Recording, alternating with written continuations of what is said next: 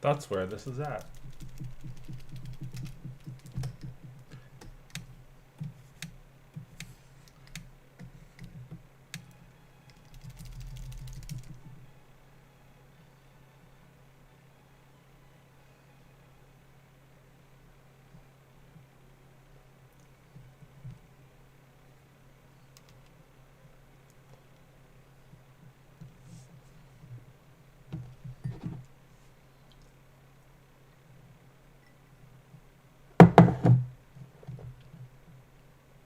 Final sip of coffee.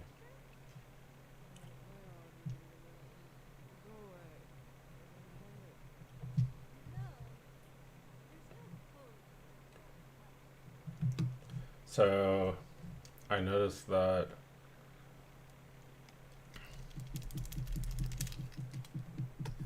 there was an error in this scene. I don't know how I missed this for the first like 20 years of working on this, but did you notice it? June's backpack is gone. Also, I'm not sure about that walk. Vera's arm looks kind of whatever. How's it going, Fred?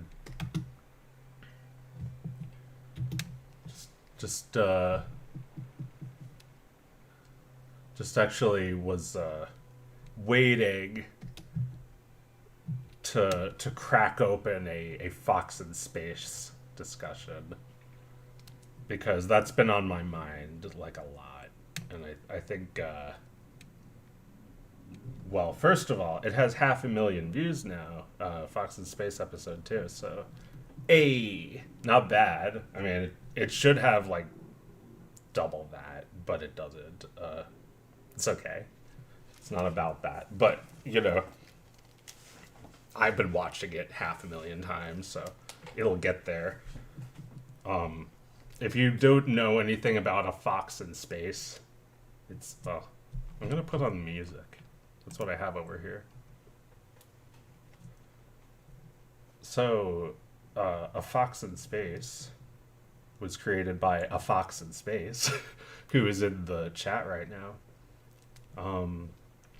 But what I didn't realize was that you also make the music for a Fox in Space. So that's neat. I like the music a lot. All right, there's music in my cartoon. I better turn it off. I'll turn it down so we can listen.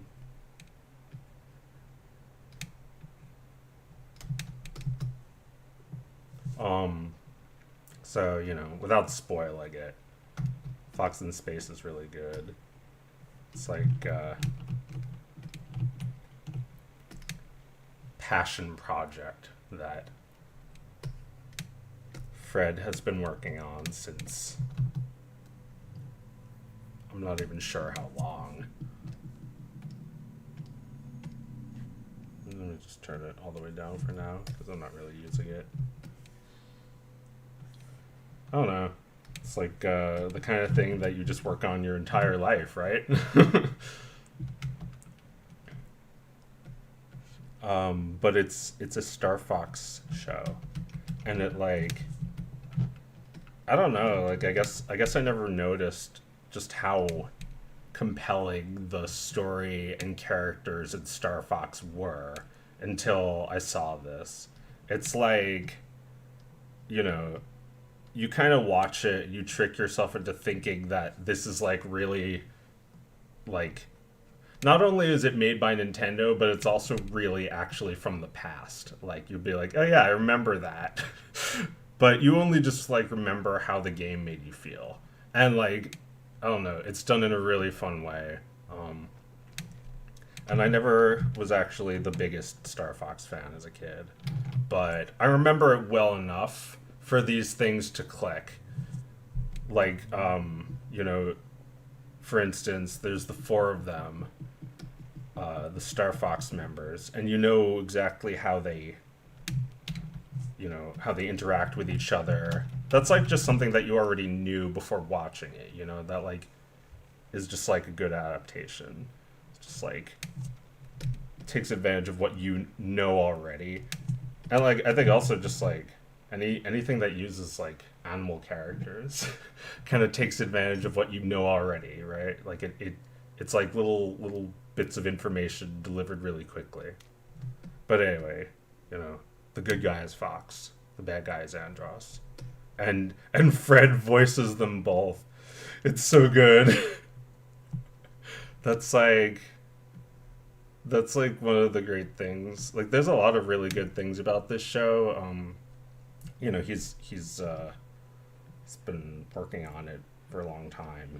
He actually spends years on every minute, and well, I think it's worth it because I keep rewatching that. I keep rewatching the scenes and just like discovering more stuff about them. Um, like if you pay attention, there's like characters thinking. There's like little tiny details like this big on the screen. It's just like all over this cartoon. And, you appreciate those things.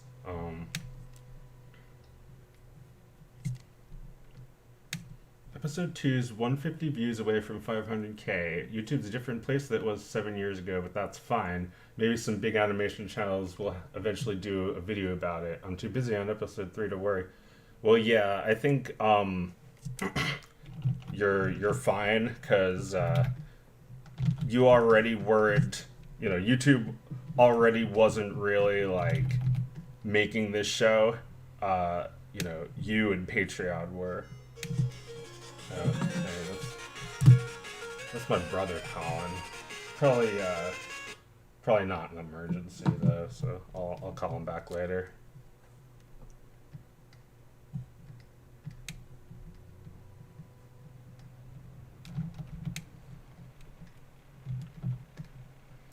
I can just text him, let him know.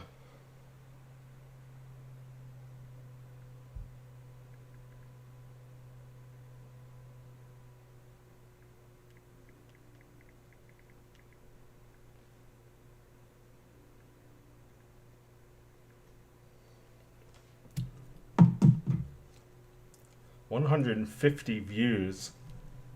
I could watch it that many times. It's like I'm I'm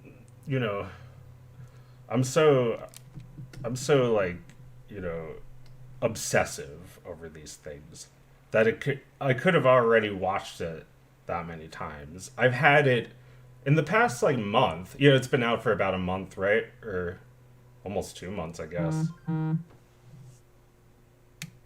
Okay. And it's like I've had it open, like several tabs of the same video open, because I forgot I already had it open already, and like I erroneously close it. But yeah, I gotta add in this bunny right here. But like, it's there's so much to even like say about it. It's like, probably one of the things is just like you see something like this has a pretty big fan base. It's like damn, I guess a lot of people wanted this. You know, like, have people asked you, why did you make this? Like, I'll ask, why did you make it? Because I think you made it because you wanted it to exist already. You felt like it was just like pretty much already existed in our imaginations, and just something Nintendo will never give us.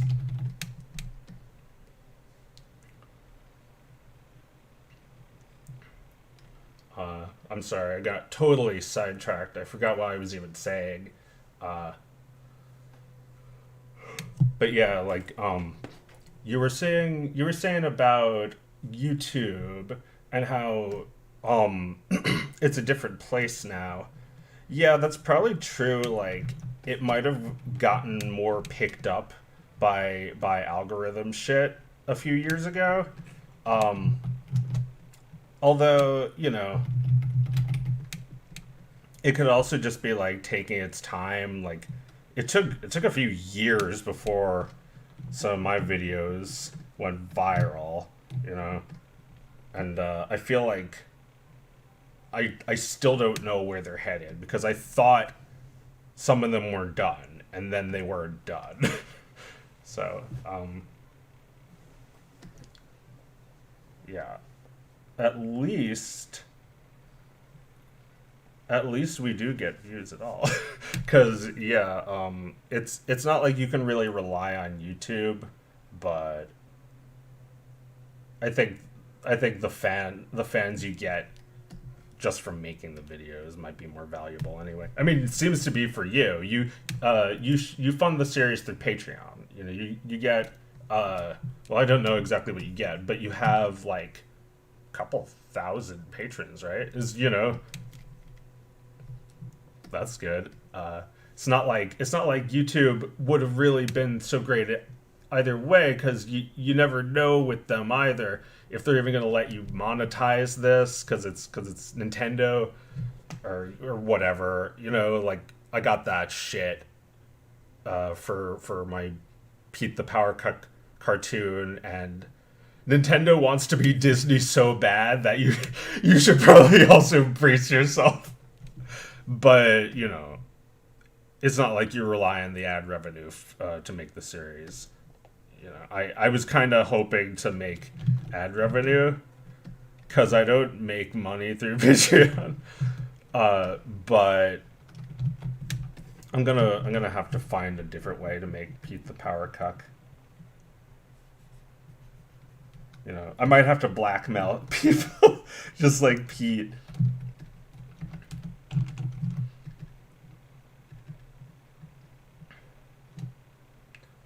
When I was 9 or 10, all I wanted was a Jim Henson Dark Crystal-esque Star Fox show, or at least an animated series. Years passed and I got into Flash and promised myself I'd make a love letter one day. Wow. That's really cool. It's it's not everyone who can actually keep a promise to themselves for that long. It's like you've actually made it work. It's not like making you rich, but look, like it's really fucking good, right? And if you were the guy making the show back in 1991 or whatever, you probably wouldn't be rich either. That would be cool though, and maybe that could still happen. If someone like you wants to make it happen, because I know Nintendo won't. I've seen that there was another Star Fox series going on, and you did Andross's voice, Star Fox Event Horizon, and I thought that was really good too. You did it's like Star Fox. It's like Fox meets Andross. He calls him, and oh my god, it's like I love every time you do that, dude. It's like I watched it and I didn't even realize it was you. I was like, oh, that was Fred. So whether it's you or someone else, it's happening. And if it's someone else, you're still involved because why not? You're so good at that. I guess you just like bring the character out really well. You know just what to do with them, I guess. And yeah, that's very Jim Henson, isn't it? Like I've heard it from you actually. I've heard it from you and also my sister has said the same exact thing that Jim Henson was so critical to like the Muppets thing just like without him it kind of just like fell apart. I mean, I can see why morale would drop, but also just like his ability to become the characters must have been really well. Anyway, I'm getting a little. This is getting a little dark, but what I'm trying to say is, you do all these guys, like you do all the main characters,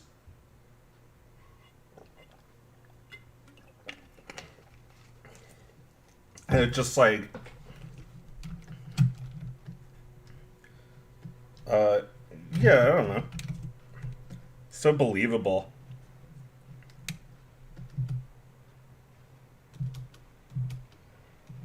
Out of coffee now.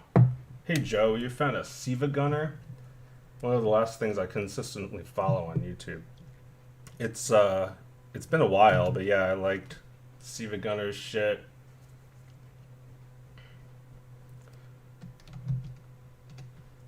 Yeah, and like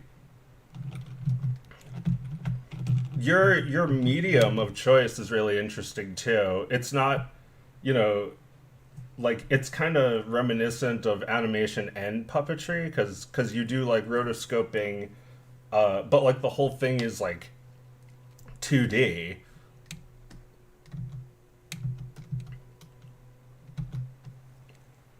I really like the style, and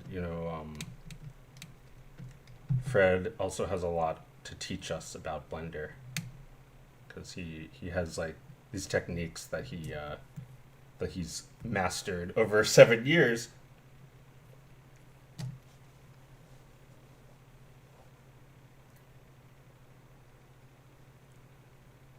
Anyway, where was I? Yeah, Fred, I actually have a Blender question. um, Maybe I should ask you in private because I'm not sure if it's an easy or difficult answer. But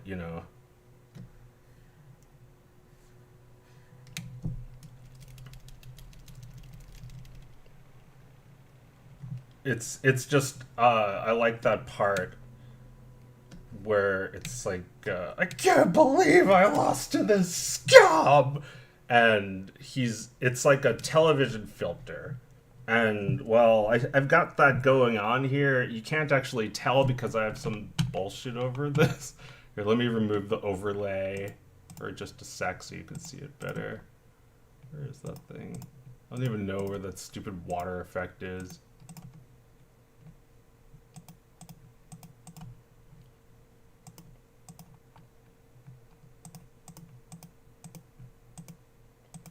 Am I even in the right seed? What's going on here? Oh, there we go. Yeah, like you can see I think it's like uh it's okay and I might leave it. It's got like kind of a cool scan effect. The problem is like I don't think it looks real enough. It it it's not gonna look right on YouTube. Um So I might experiment with it in Blender a bit, trying to get it like on a little 3D TV that has like a little bulge effect or something. But yeah, I'll mess with that later, and I'll ask you when you have some free time.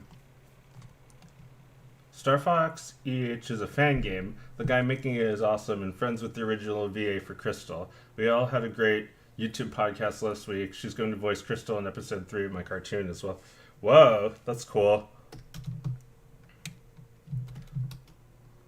So that's a game. Oh, nice. So they're actually, the fans are actually making the games too. Oh my god. I mean, there's actually so much. that this makes me think about. Like, I actually get really emotional. It's like, Nintendo has like not really known what to do with Star Fox, right? And well, it seems like it's like slipping into the right hands, right? It's weird, but you know,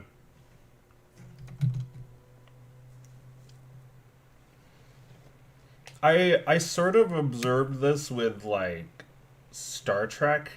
There was a YouTube series. I don't know how to find it. I'm sure it'd be easy to just look it up. There was a YouTube series that was just a Star Trek show. It was like they used the same exact assets from the like old animated Star Trek, but it was all new scripts and voice acting. And it was like I'm watching this and thinking like this is like good. It's like decent. It's like I'm not, the biggest Star Trek fan, but I can tell that this is a good Star Trek adaptation. And like I always think about that now. It's like, oh, that's nice, while Red Letter Media guys are saying the new Star Trek makes them hate their lives. Meanwhile, there's like it's like slipping away into the right hands. It's slipping into the right hands of the right fans. You know, I don't know if being a fan necessarily gives you the authority to make it, but it. I think if you're a fan 20 years later, that's some kind of proof that you love it, I guess. Yeah. There's a lot of things I feel.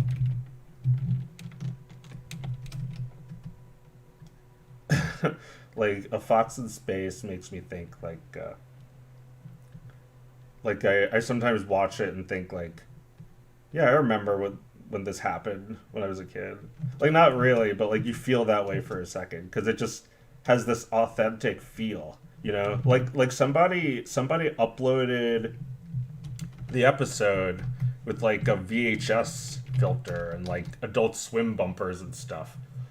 And it's like a little strange, but I kind of understand the idea. It's like we kind of have this feeling like it's really from the past or something.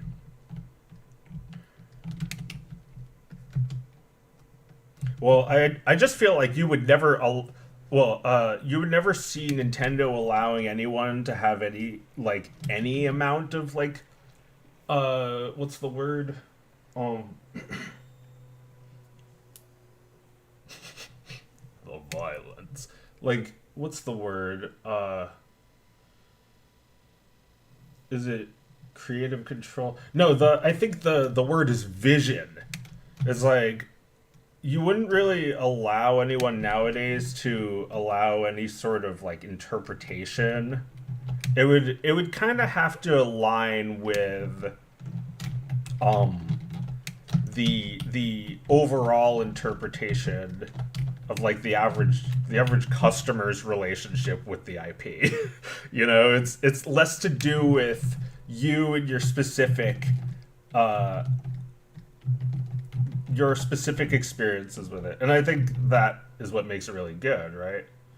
That it's like you're kind of putting your specific feelings and your own interpretations, and you're not like you're not it does seem like you do have some people involved for continuity, but it's not like you're running it by you don't run it by a board of like different like people with different like kind of motivations. Like, will this product sell enough Super Nintendos? Like, whatever. I don't know. Like, that's what Nintendo thinks. Like, well, this game is nostalgic, but is it going to sell these little Super Nintendo keychains? It's like, probably not. So they don't actually care that much about it. Like, maybe it's hasty to say Nintendo doesn't care about Star Fox, but I don't think they understand its worth the way that the fans do, you know. And yeah, I guess that's all right. At least somebody appreciates it. Because I didn't. I mean, I like Star Fox now.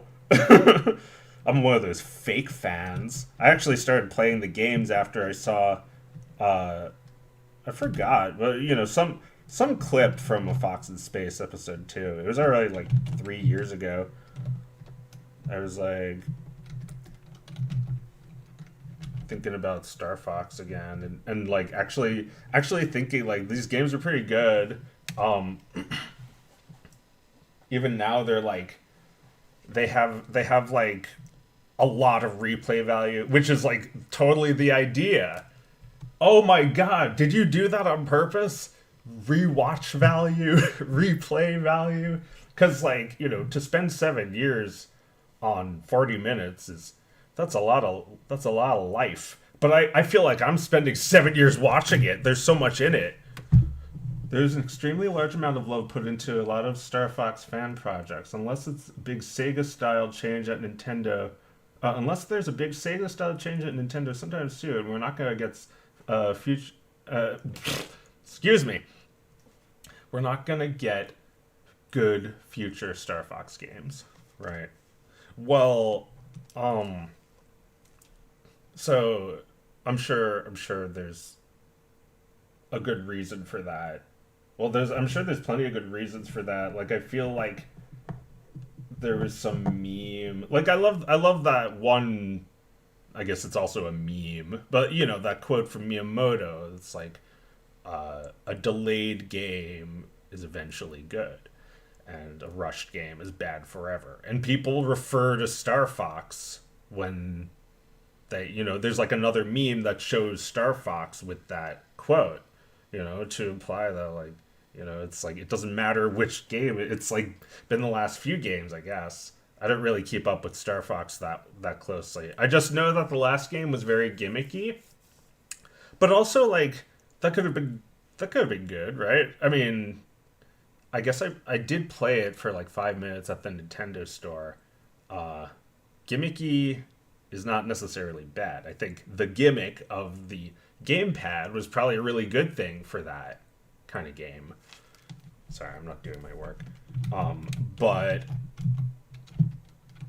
I guess it feels like something is missing. There is not the kind of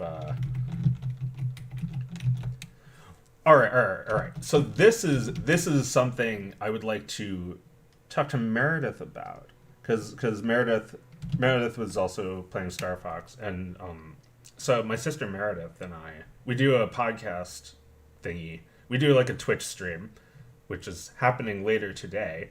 I should bring it up to Meredith because like the thing is with Star Fox in particular, it's like you get this game that's just like totally groundbreaking, right? It's not like the first game that's like this or even looks like this, but it's like kind of a big upgrade from, you know, like the other space shooters. There's like a story. There's like characters and story. There's like shading on the polygons. It's like for real, and it's all on the Super Nintendo at home.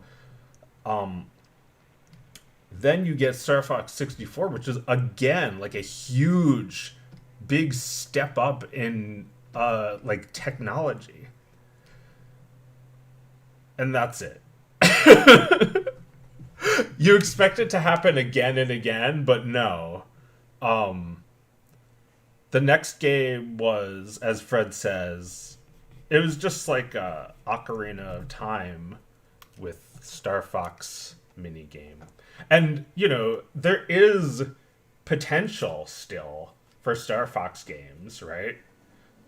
But you gotta admit, they'd have to, like, invent a time machine or something for it to be that kind of step up in you know, tech. You know, like, I guess they could, like, let's say they were making a Star Fox game in like 2004. They could have made it online and you design your own character, and it's like hey, I mean, it's not too late to do that. We just call it something else, you know? I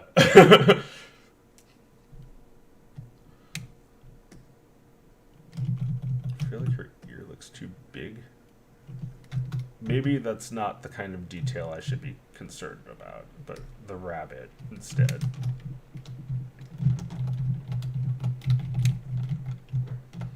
The rabbit. A hair in space. Excuse me. What if they want Fred to work on the new Star Fox games, but they don't want Fox in Space to end? And that's good then. Sounds like everyone wins forever. I mean, it seems like Nintendo would not ever do that. It seems like they would probably do neither of those things. Well, because like they don't have the legal ability to shut down a Fox in Space. Not yet. I started working on episode 3 in April, and we've got almost 2 minutes done already. Most of the time right now is being spent making the sets where the characters will exist.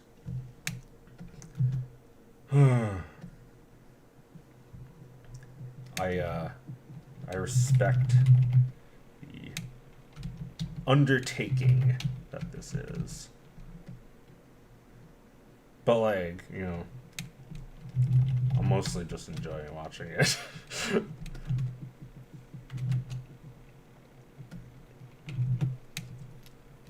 I'll be watching. I got my own shit going on, but if there's anything I can do to make it go any bit faster, just let me know.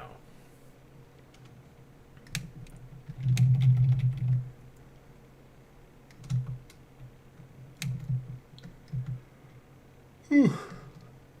If not, I'll just be watching, because oh my god, I love to watch it. It's like that scene that just passed with him coming into Venom. I realized how much I like that scene. It's really sad. You know, like, you know, it's tense, but it's also like, man, like I just realized like this like magical universe with space travel and talking animals. It's like there's like moments where it's just like dangerous and boring.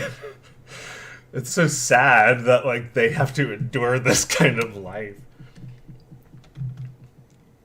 You know, just like parking is dangerous and boring at the same time.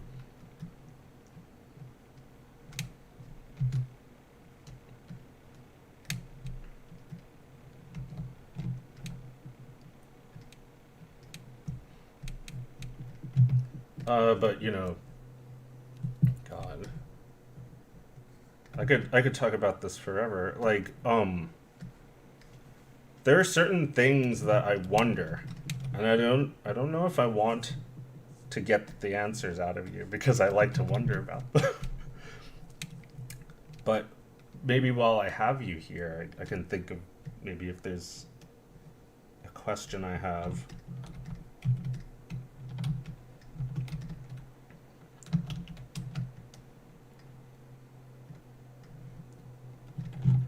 I guess I was wondering, like, have you always interpreted the story this way, like since you were a kid?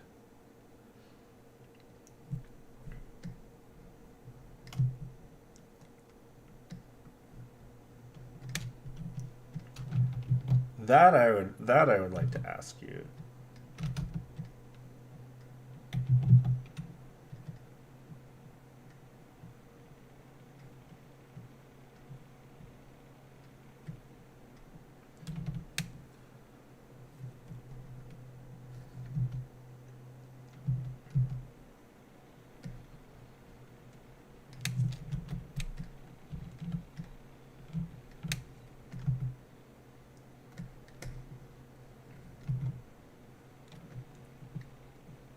What story are we talking? Oh, Star Fox.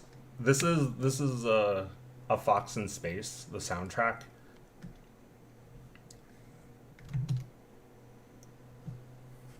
It is an excellent series about you know.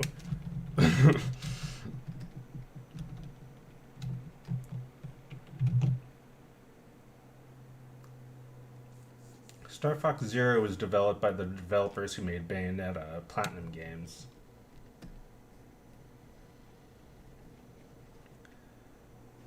Yeah, like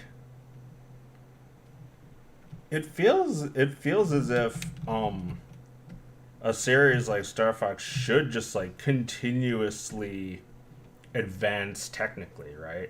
Like, the next one should be VR and shit. Although that's not really what people need, is it? Like maybe they actually just wanted a space shooter. Like Nintendo, they're interesting because they make stuff that is designed to be obsolete already, right? Like like something even impressive like the graphics chip that they invented to make Star Fox work on a cartridge. Like that's so cool, but it's just like immediately it's not even necessary anymore. So like this technological thing. I appreciate the offer. The only thing that will make the cartoon move faster is in-betweeners, but I've got that taken care of. Though I'd love to find a character for you to voice in episode 3.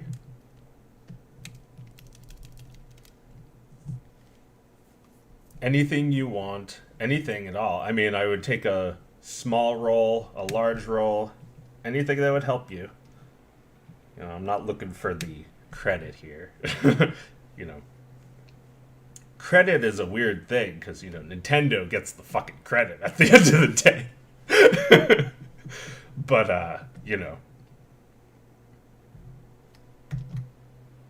anything that could help it, yeah, I would love to do a voice.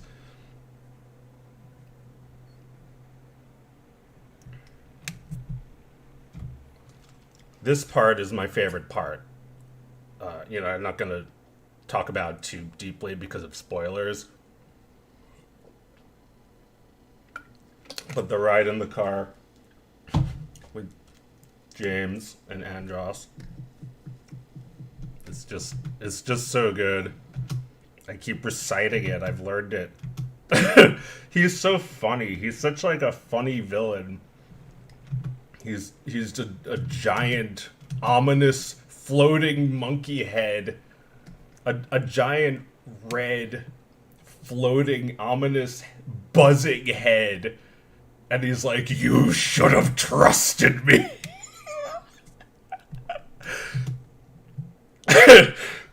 So good. And yes, great portrayal. If I do a voice, it's got to be like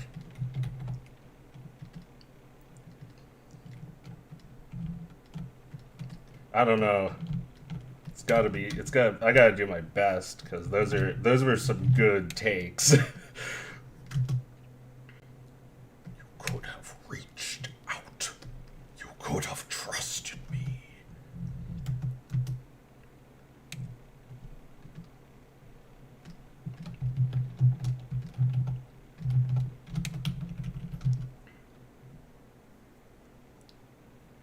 Actually, Joe, the ARC Super Effects processor used in the Star Fox cart would later be used in every Intel chipset from 2008 to 2020 as the Intel management engine. That's beautiful. That's great because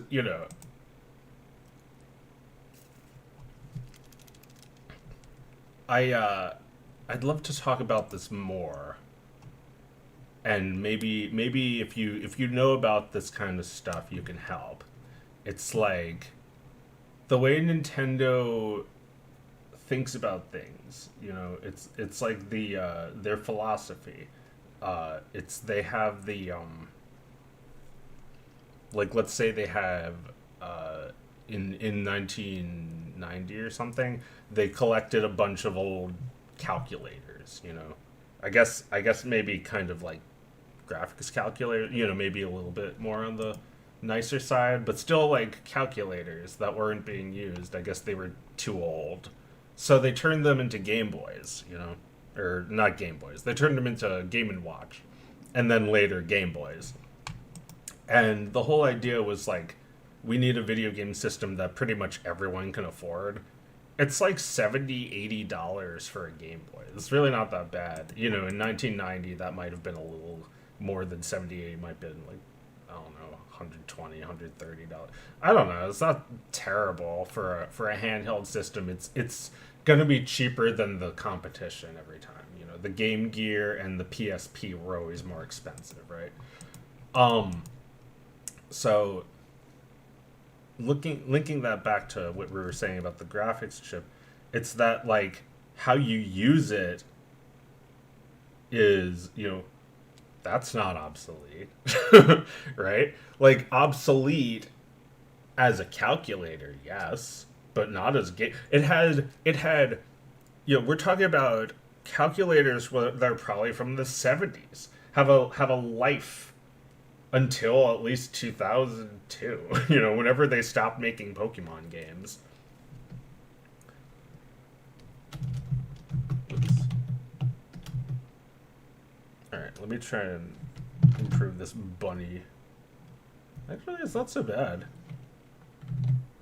You know, it goes by pretty quick. It's not like you need to make it really extra good. Yeah, that looks okay. Yeah, as long as there's no like arms missing. Save. Hello, I want to ask a question. How do you animate so well? Thank you. That's a loaded question. Loaded with a compliment. Well, I guess I feel like, well, let me be a little bit critical of this animation. I feel like some parts of it are good and other parts are not that good. Like I feel like this and this, like these hands, could be improved.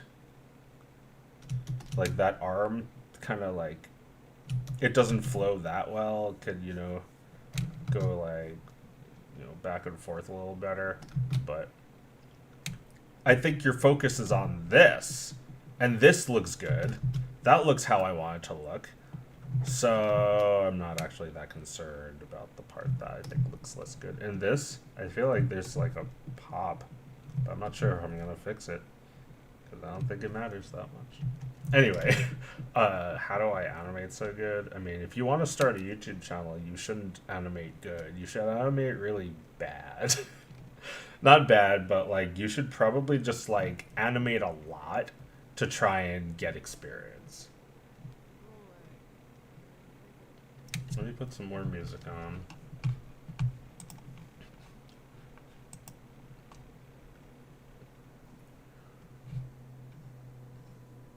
My name is not Star Fox. It's a fox in space.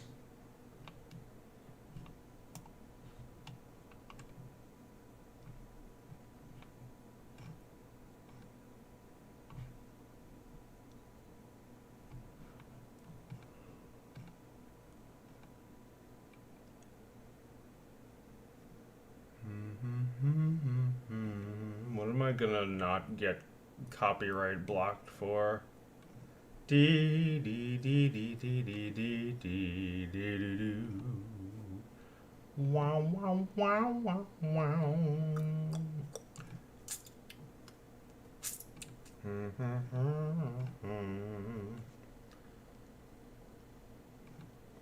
Wow wow wow wow wow wow.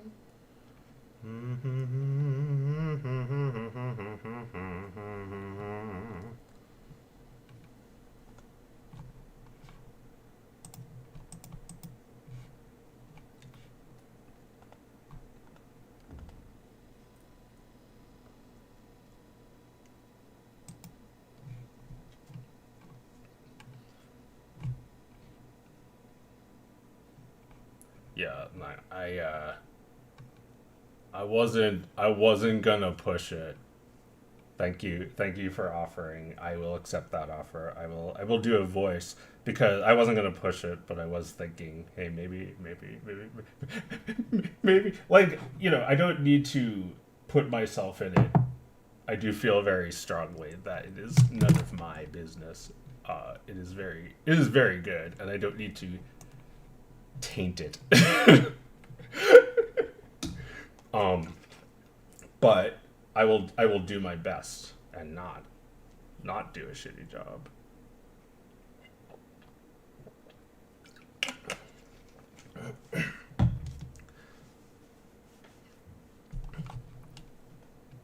Yeah, I don't know the characters too well. So I don't know who's not taken. But, you know, we can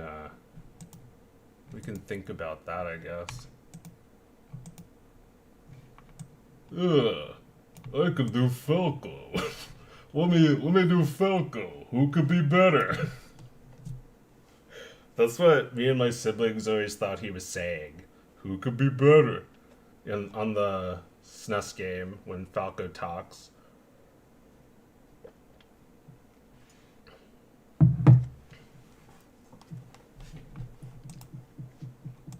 Oh yeah, let me just like put on the Star Fox music because that's in my head.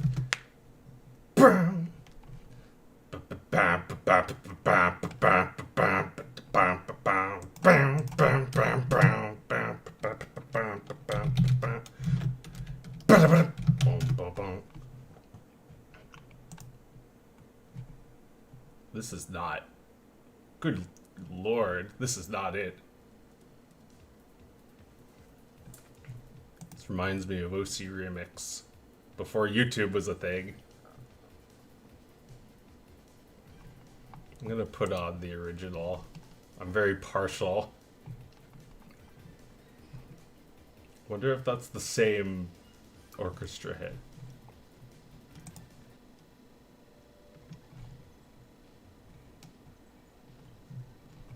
I really like this track.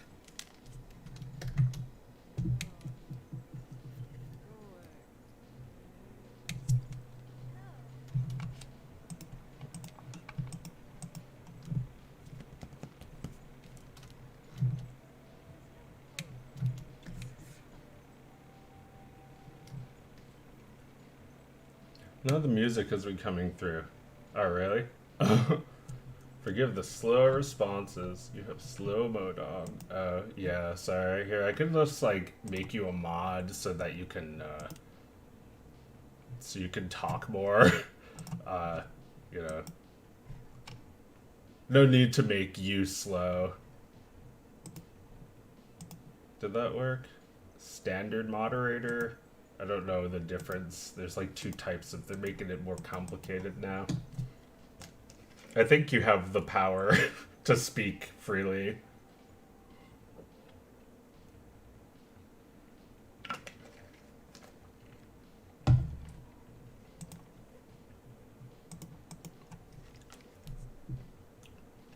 I appreciate it. I won't abuse it. I don't know. You can do whatever you want. You made a fox in space. You make a fox in space. You didn't even stop. You know, that's I don't know if you agree with this, but I think that you can be kind of a jerk if you want. Make it louder. It is kind of quiet, isn't it? It's just Star Fox Meteor.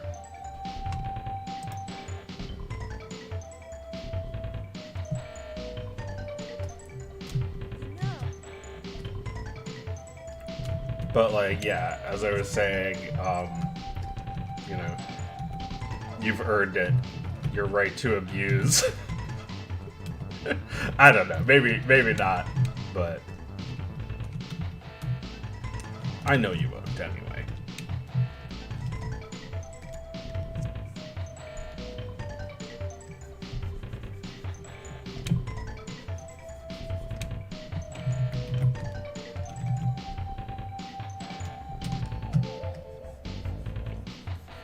Okay, so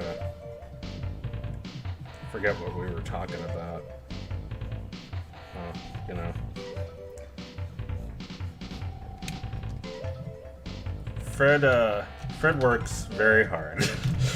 I think he's a very good role model. So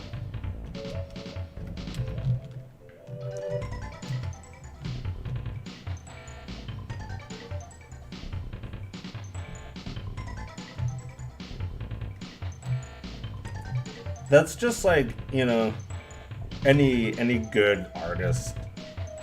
You just have to commit yourself to the work, right? It's like there's no way around it.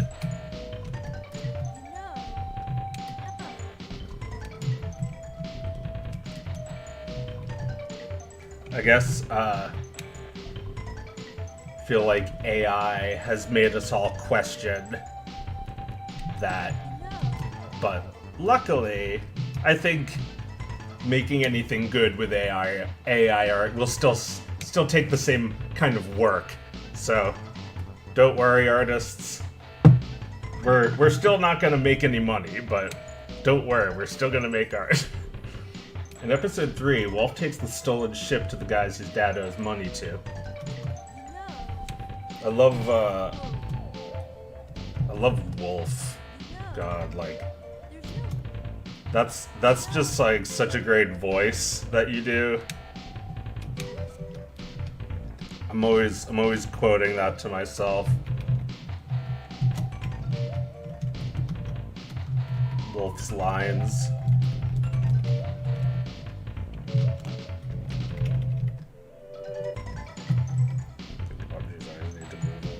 Yeah, I gotta just like get rid of,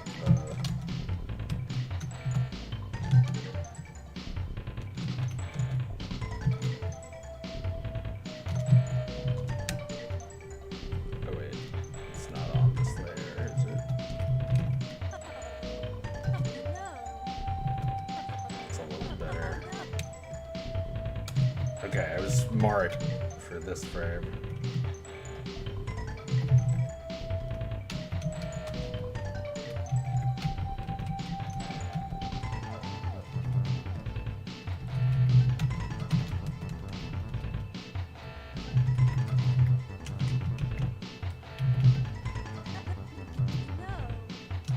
That's not too bad. It's the Kowalski crime family's compound on Fortuna. Big fancy place in the jungle. Currently animating a swimming pool full of sexy lizard ladies at the ceiling above their heads. Yeah, if you go to Fred's Twitch, he's been working on that. Episode 3 looks really good already. And you said it's still like a couple years away from being completed, right? So we get to watch it for a couple years being created. I don't know. I don't know if that's fun for you to watch me, but I guess so, because I don't mind. Watching you is fun. You know, it's all a long process. I love that, like, every time we come back to the Fox and Space universe, there's like even more context for everything. I love watching your stuff. Audrey and Victor are great characters. Thank you. Very nice of you to say. I'm going to spend the next 3 years on it. It'll be at least 30 minutes long, but I'd love to do an hour.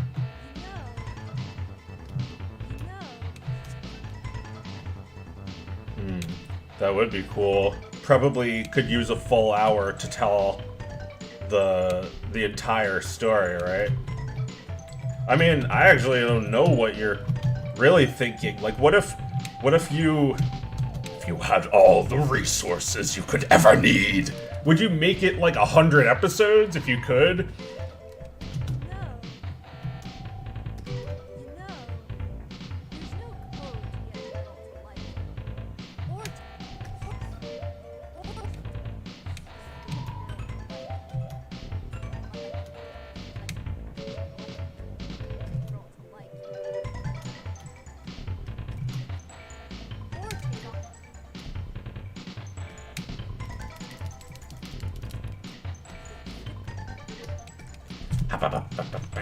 Where's the... Let me listen to the full soundtrack.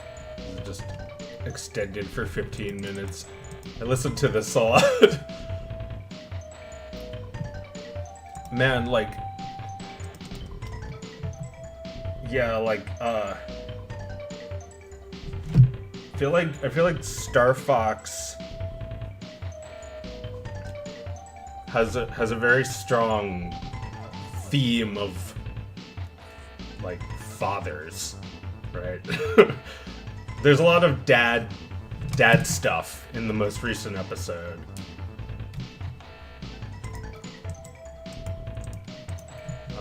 Soundtrack. Here it is. No, this is the like one I didn't like. Here we go.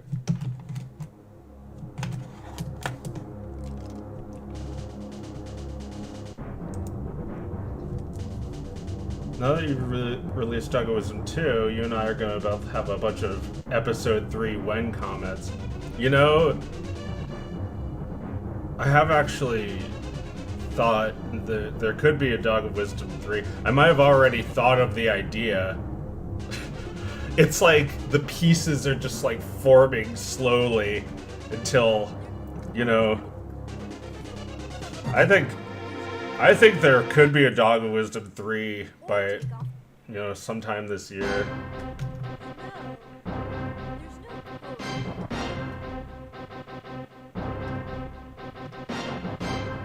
Yeah, like, the thing is, this was so cool. You know, like, it's really hard to feel that way for the first time again, you know? Like, how could you ever feel that way for the first time again? That, like... This is from Star Fox? Yeah. This is the same song. I've literally never listened this long to the Star Fox menu. Can I see your legs? Well, you know, people talk when it's around. The reflection animation was very different. Like I told you, the stop motion vibe of that was amazing. I'd love to see you do a long-term project in that style.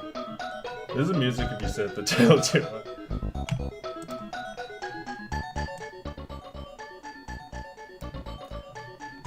Yeah, I was like, 5, maybe? When I played this?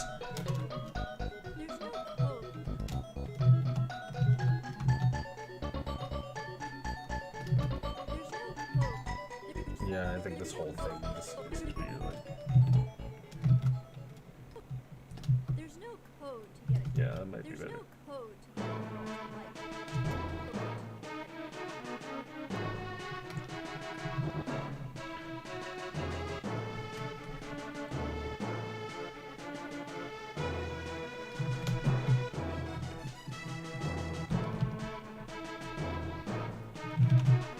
I'll be 40 this year. I think I was 9 when Star Fox came out.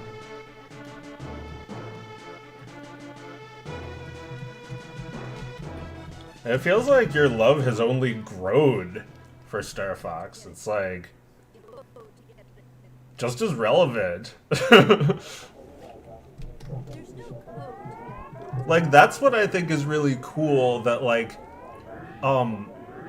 you know, it's made in this retro style, but it feels really relevant that we're watching this now. I was a way bigger Sonic fan, way bigger into Sonic before that.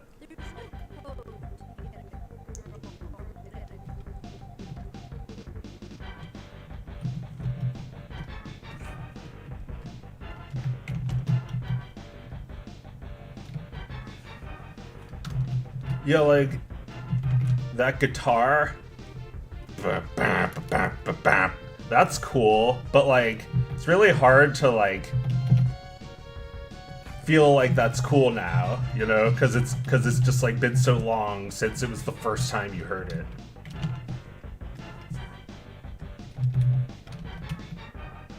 Sonic was what helped me discover the whole animal people and through furry whatever community on the internet in 95 or 6.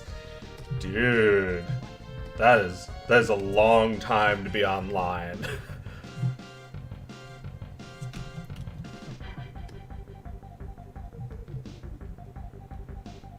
That's cool.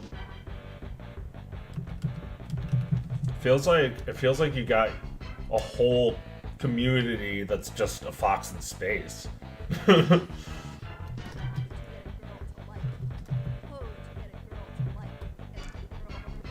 You know, like the internet has become such a big place since back then that I've always been a huge nerd for animal people, possibly because I suck at drawing humans. There's no code to get a girl to like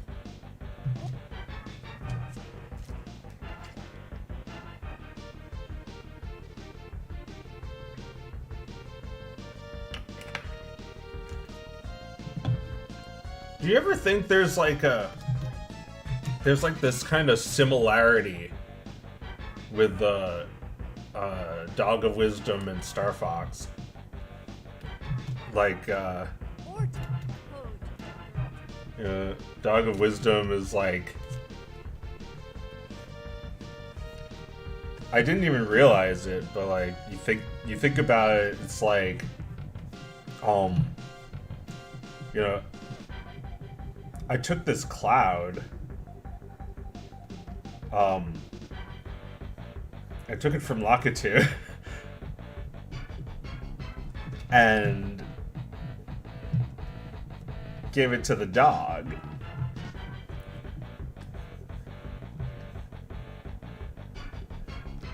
But Lakitu took it from somebody else. Legend says he took it from a fox. Like this is stuff I never would have known as a child, but like you find this out as you get older that like it's this song again. You find out that like Star Fox is actually based on a legend. It's actually based on like an ancient Japanese legend. And it's like it becomes even cooler the more you learn about it. You know, they invented a computer chip to make it possible. It's based on a legend. It's,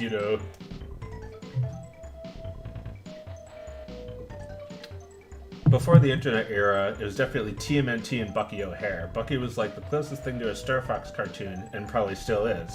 Ah, interesting. I'm still learning new Star Fox lore. That's cool. Yeah, it seems like there's a lot to know.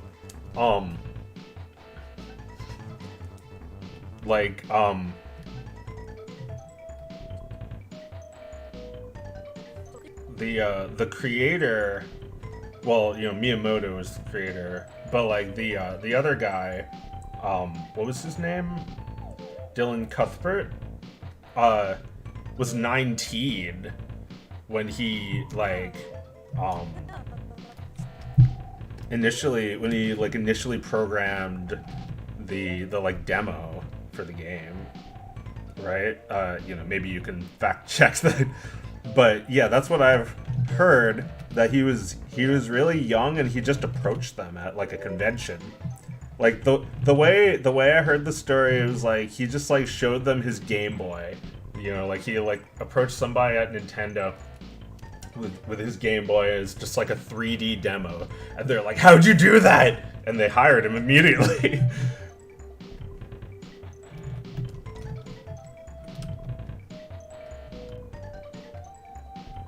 I mean, if it were a different Nintendo, I'd say they should hire you, because, you clearly know what you're doing in the animation world.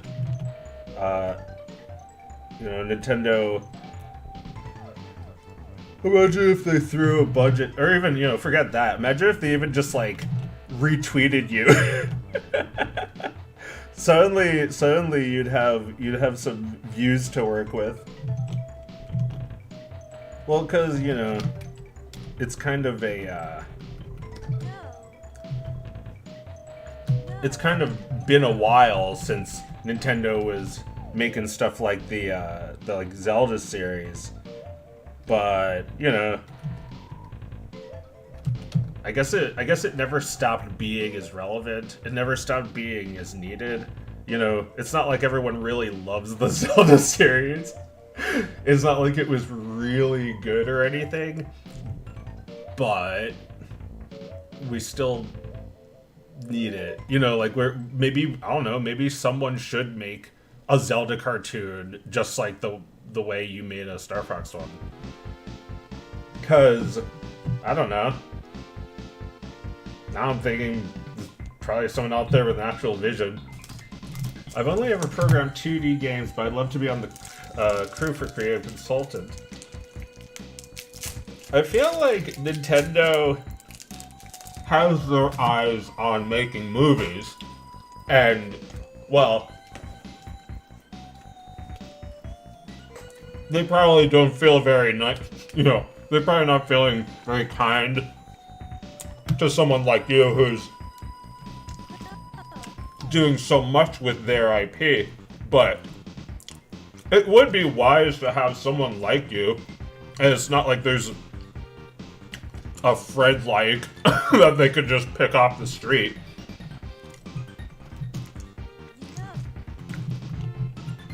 But this is all assuming that they could actually make a good product. At the end of the day, is it really good, or is it just kind of neat that we've worked on Star Fox? You know, what you make is like it's like a sandcastle built grain by grain. That's not really how the animation industry works. They use buckets, and it shows.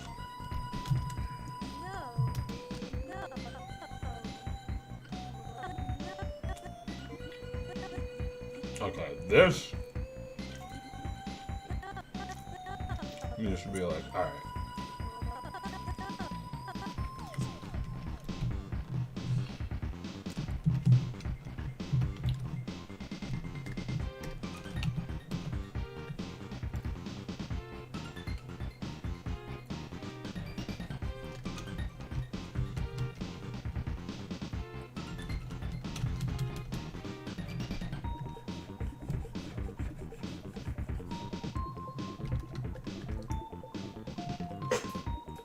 Joe, thanks for making my childhood. I didn't make your childhood. Miyamoto did.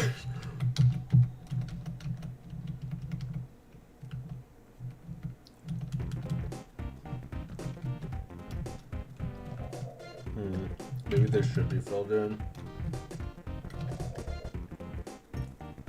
Haba, ababa, ababa, beeba, baba, deeba, daba.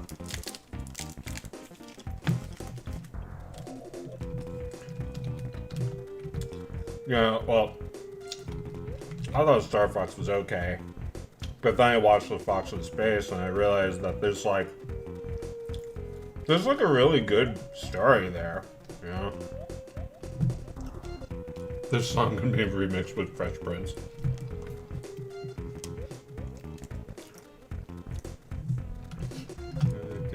Gave him a kiss and might as well kick it.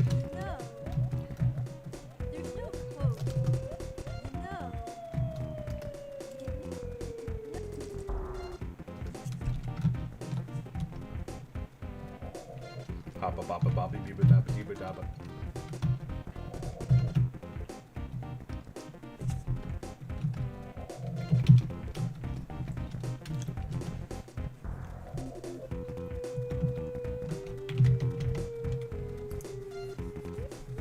Was this Koji Kondo who did this soundtrack?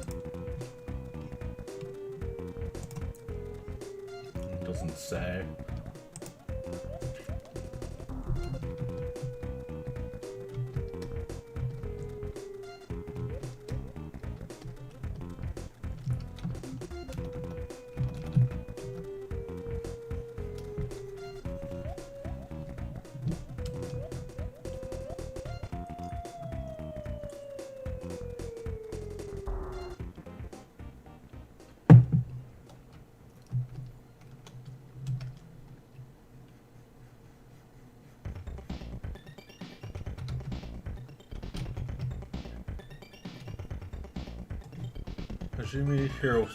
Hajime Hirasawa.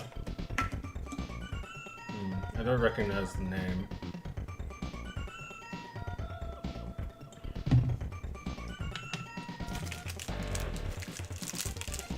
But it's a great soundtrack.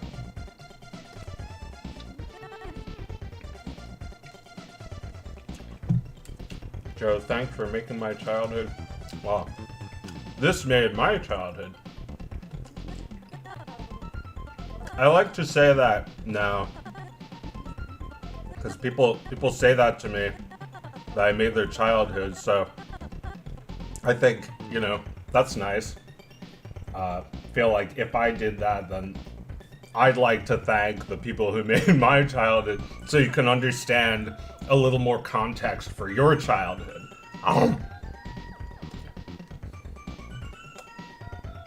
So I'm going to do the sound effects and the music for N64.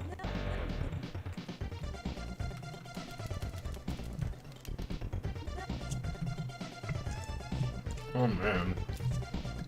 Yeah, this feel is totally different.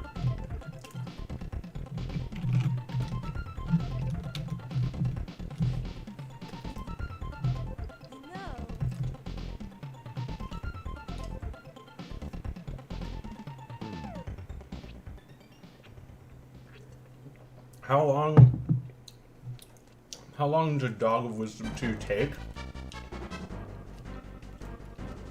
Not long. It only took, well, you know, I guess it did take a few years to think of it. So in that sense, it took a while. Because I probably would have made it. I actually made it pretty quickly after I got the idea. It only took about a month to 2 months to conceptualize, and then 1 month to start and complete. Not that bad. Although, there's very little 3D modeling to do, because the characters were already made. That said, I still had to re-rig them.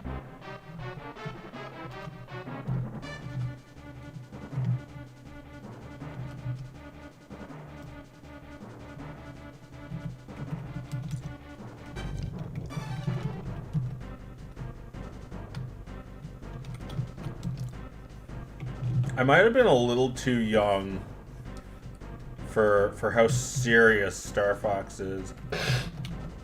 Just like a little bit too young.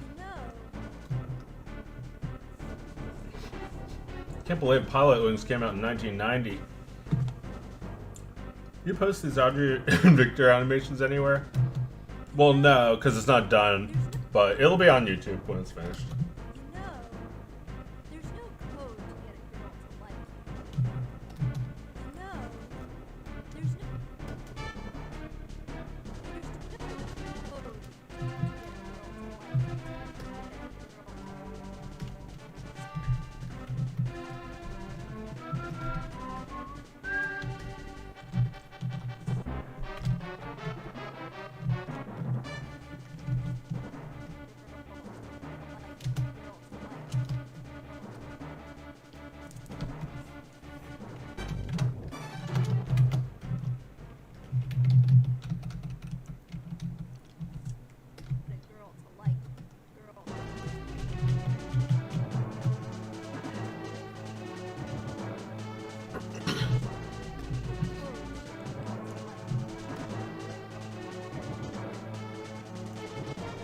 Star Fox died a painful death.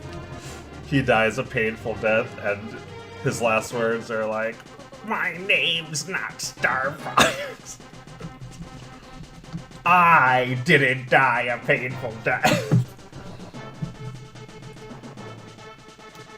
My team did."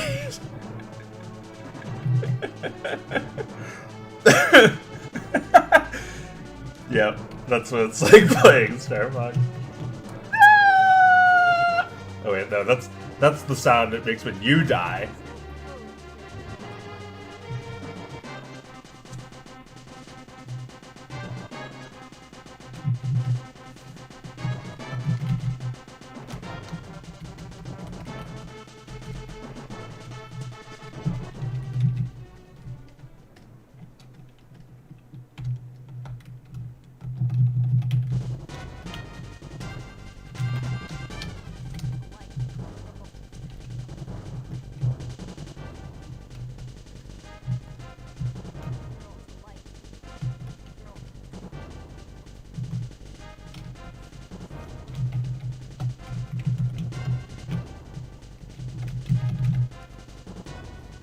I can see, like, you know, I can only see it now that you've proved it, but like I can see why Star Fox has a compelling story. And like, you know, you expand on that, and it's like, damn, I didn't realize you could do that.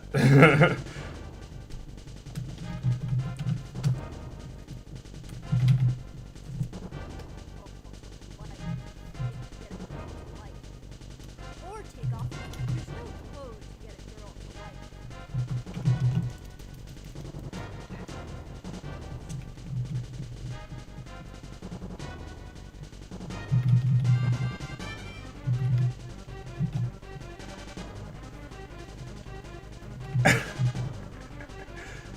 Yep.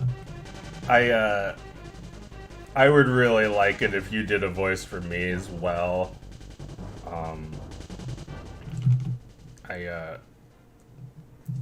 I have a basic idea of maybe an idea. Or take off her clothes. Or take off her Because you know you do such a funny voice. It's like not even funny. Like your performances are actually very serious, but I actually laugh a lot at, you know, like Wolf and Andros. Very good performances. Or take off her clothes.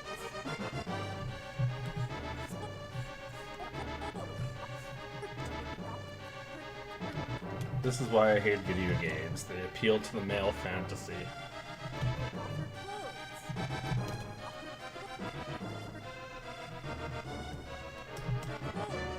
Yeah, it has to be a little bit like that.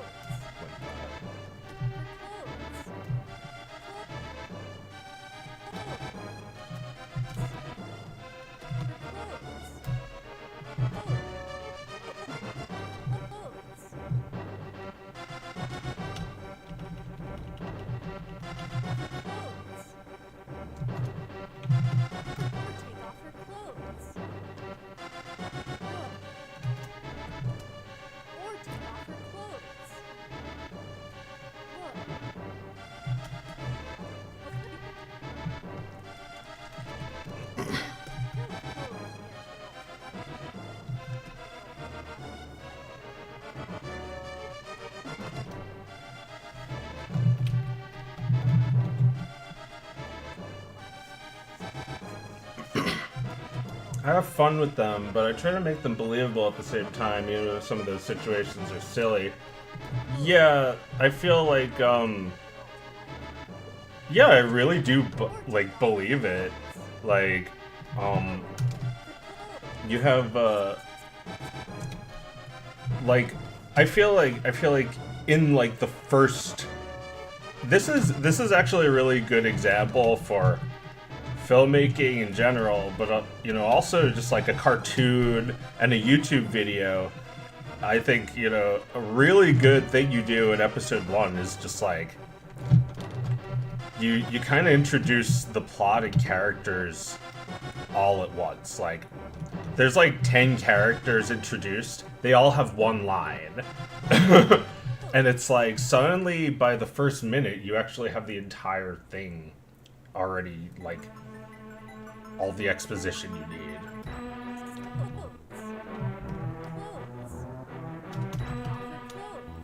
This is a great example. Like, I always tell people, like, you know, people ask me about my video. I always tell people, just like get it in the first minute or the first second.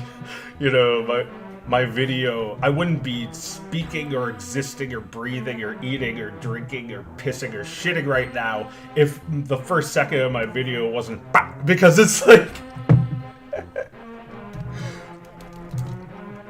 YouTube is very, you know,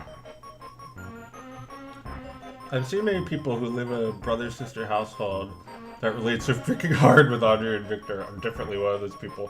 Which one is older? So, I know Audrey's older, but I can't say exactly how much older. That stuff isn't really known to me. Uh, There's no code. it's Or I guess an integer of minutes, perhaps.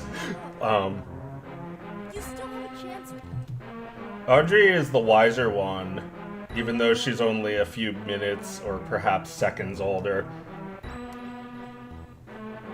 I do suffer from older sister syndrome. You have a twin? But is that what older sister syndrome is? That she's not really older? My twin is actually younger than me by a few minutes. So that's not taken from life. My sister is 2.1 years older than me. I have an older sister, and a lot of her goes into this character as well. You know, I have a sister who's 4 years older than me, and she's much wiser. She's always been 4 years wiser, and it's very frustrating. Or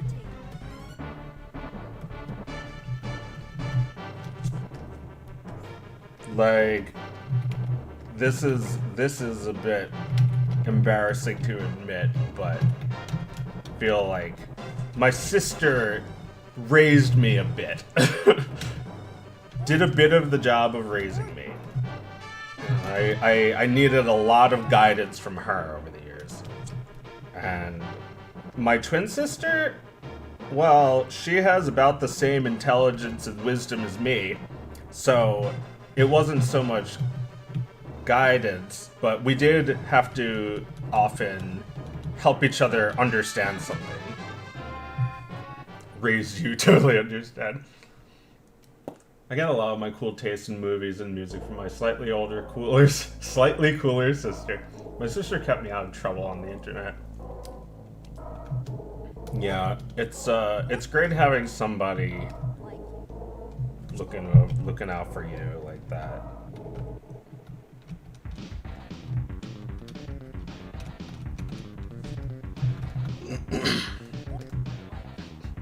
Or take off her clothes. Or take off her clothes. Or take off.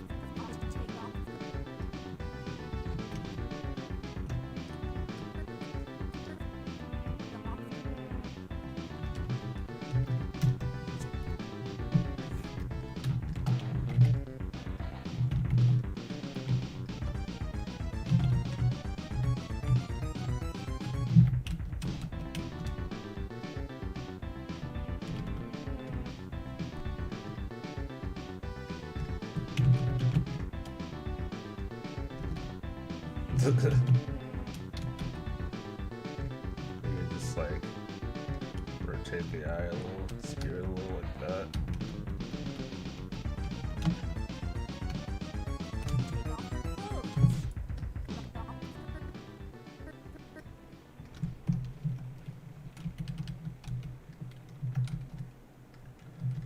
You know, my sister, my older sister. Didn't it just play this one? Yeah, it played the whole soundtrack already. I don't know. It's a good song. Oh, I guess it's different. This bass is so good.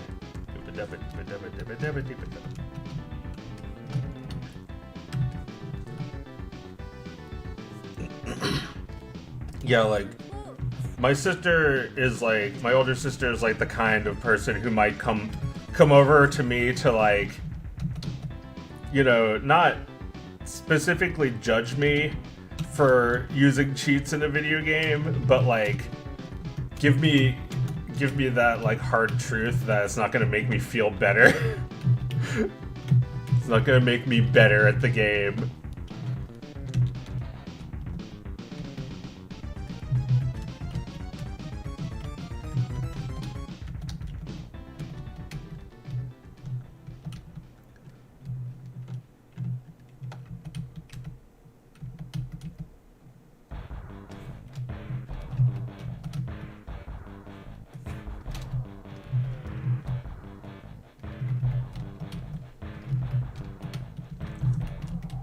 Take off her clothes. Yeah, that didn't, not quite, I think not. Take off her clothes. That's better, just like Take off her Regular. Game Genie is empty calories, popcorn farts. Stop being a twerp.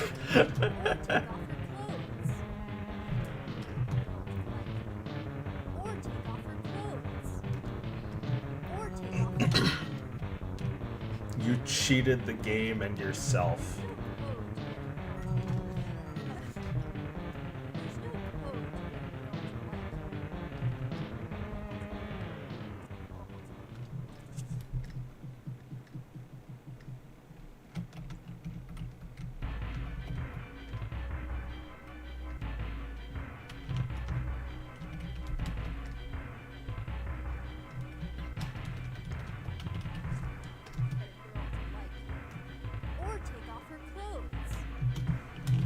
Like, you know, my older sister was the one who gave me ideas about feminism, and, you know, the idea of being equal is kind of a theme in this cartoon. They're, you know, they're a boy and a girl, but they're basically the same. And they see themselves as very different, but they're not.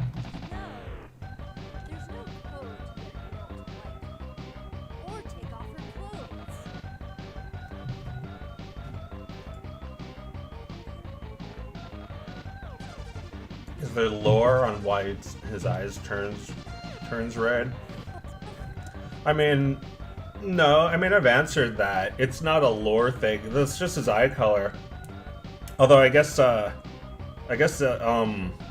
more to it than that. Yeah, I guess that they contain they contain the color that the other wears, right?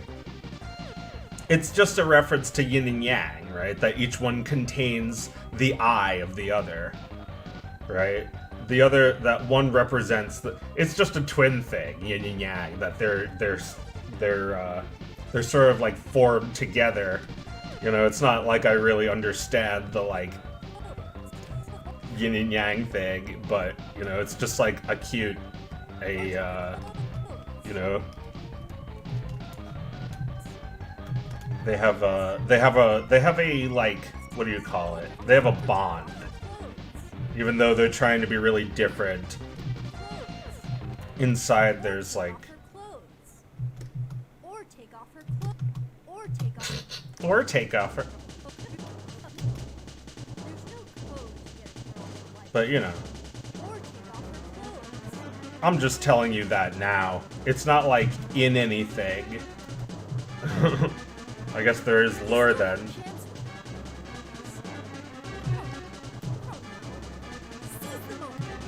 Okay, so now there's some poses I can do.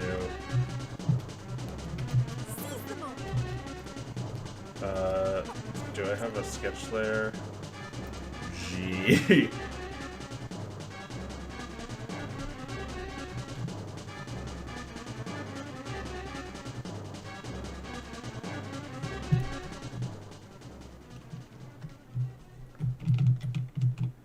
Whew. Can't let you do that, Star Fox.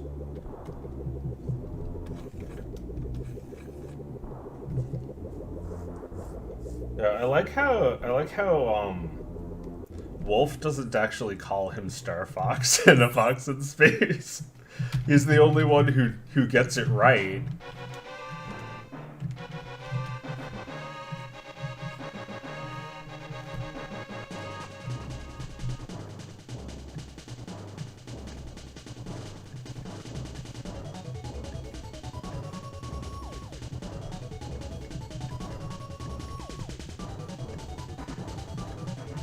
She has two right arms.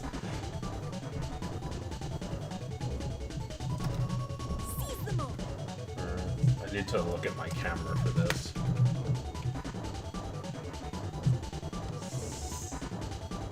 Yeah, I like a twist where her arm is like. Yeah, I might have actually been right. It's good.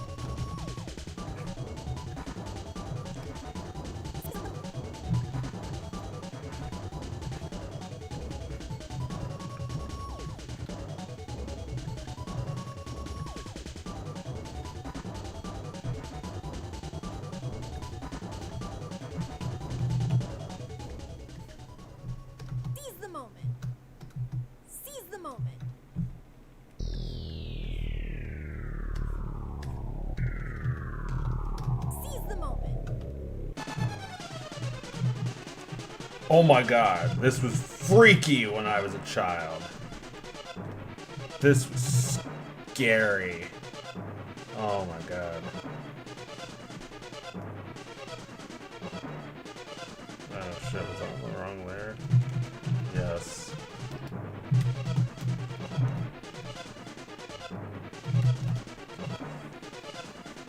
It's like you face Andros and he's low poly. It's fucking scary. You got any socials for us peeps to follow? Yeah, I'm on Mastodon. I don't think you're on Mastodon though. Seize the moment. That's the sound when you die.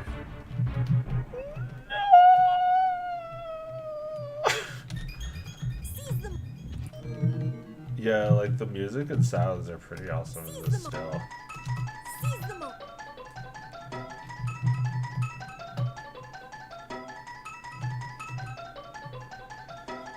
Seize the moment. You know? Buenos dias. Live for today. Right? It's a good performance from Danielle. Live for today. Right? Seize the moment. You know?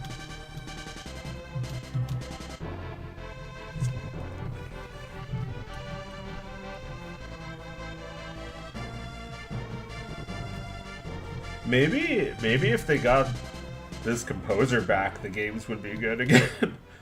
But probably won't happen. I mean, there's something really cool about this music that maybe it's like sort of unexplored still. You know, like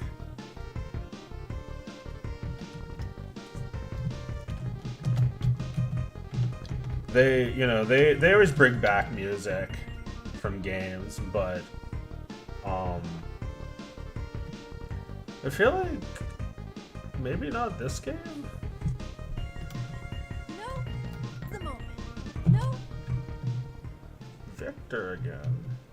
It's victoring time.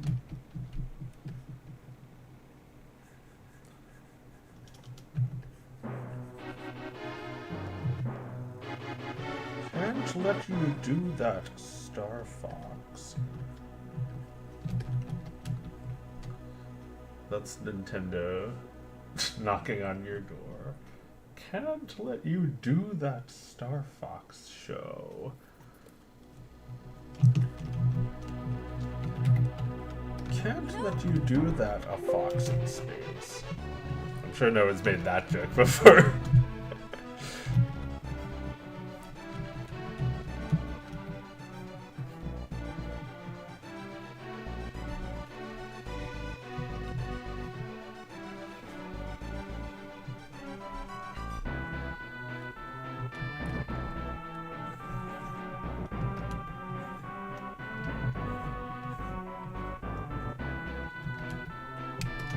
you know? Buenos dias. Buenos dias.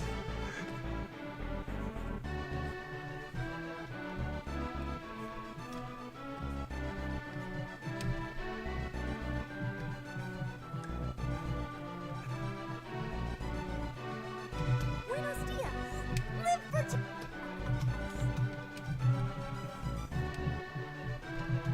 Buenos dias.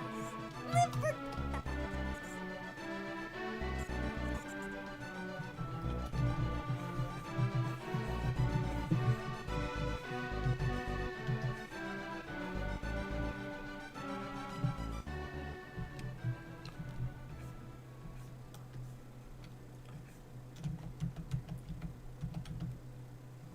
yes. Live for today.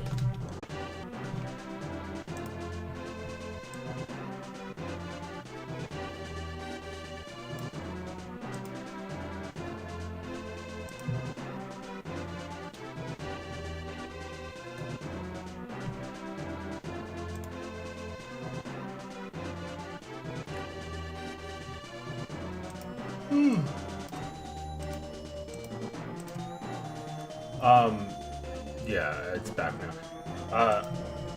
I noticed talking in Fred's server, there's a lot of people who know about Star Fox because of A Fox in Space. I think that's really neat. And it's like, I knew about it and stuff, but I guess I like it more now. Seize the moment.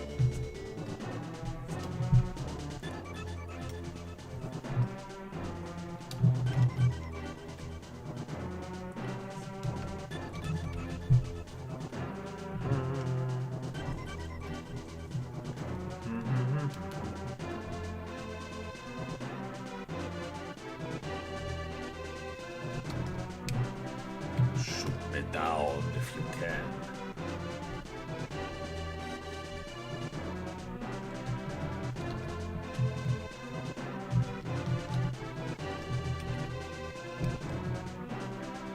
Oh my god. Like, yeah, like that's how I feel about that first episode. Is just like, damn, they really just like throw you right into it.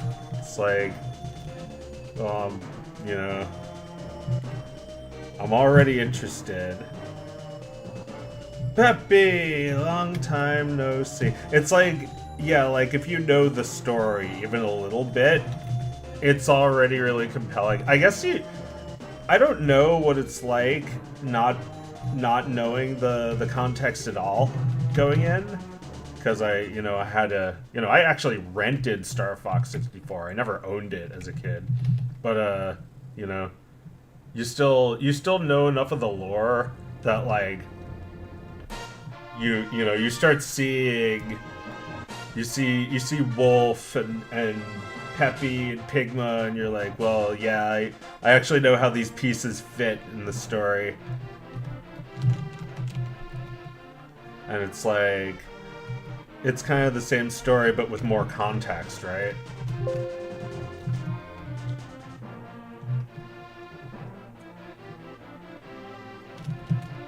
I love that. Like, there's like so many things that I assume you came up with, because I don't actually know what things were from Nintendo games and what things are made up. Like, but like I feel like I love just like, he's barely in it, but I love Andrew. He's such a great character. Aren't you friends with that Fox guy? I don't know. What a jerk.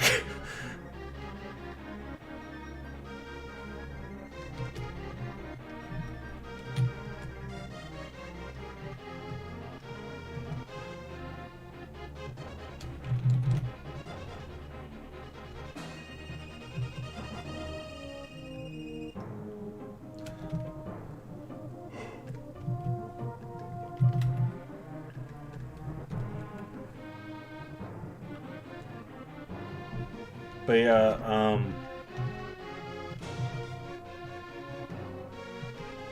I think any idea that survives that many years, because like,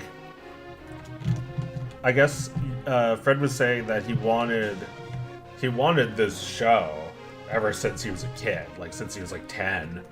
But then like, I guess, I'm not sure if Fred's still here, but he also has been working on it since he was maybe like 20, and he's nearly 40.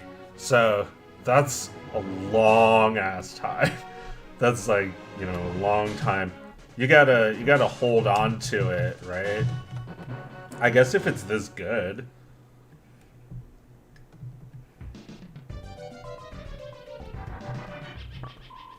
If you're already gonna spend this much time watching a cartoon and like, making it for future generations who are gonna spend the next 50 million years watching it, you might as well sacrifice years of your life to making it, since it's like, it's just so worth it, right? I don't know. This is just like how I'd like to see everybody. Maybe not everyone can do what you do, and that's fine. But, any animation project should withstand the test of time, right? And most animation projects are going to take time. So, luckily, if anything gets released at all, it'll probably because it has withstood the test of time. Super secret. The music during James's last car ride in episode 2. If you speed up the tempo 4,000%, it's the little ditty from SNES when you die.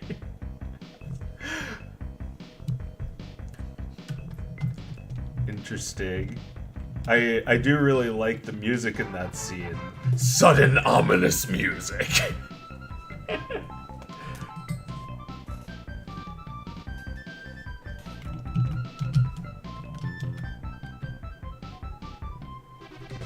I like doing these ball hands occasionally.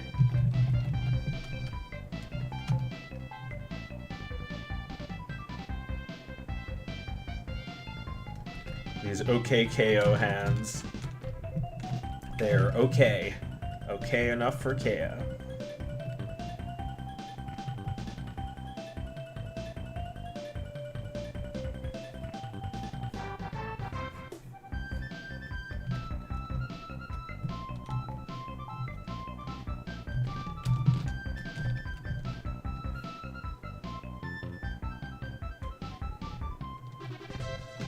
Whew. I think Audrey and Victor has withstood the test of time. I first drew them in 2006, so it's been a while, actually. I haven't actually been working on episodes for years, but I have done that. I spent a year, and I spent like 2 years on literally Hitler.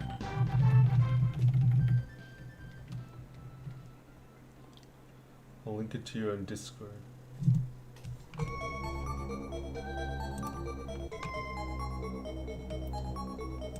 Oh, you sent me a photo.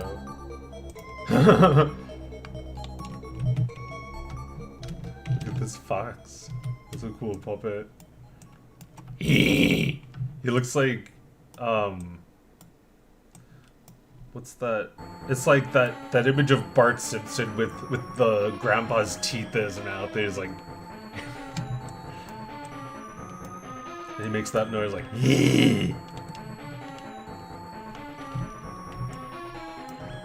ah. This is the music that plays for this image, zooming really slowly.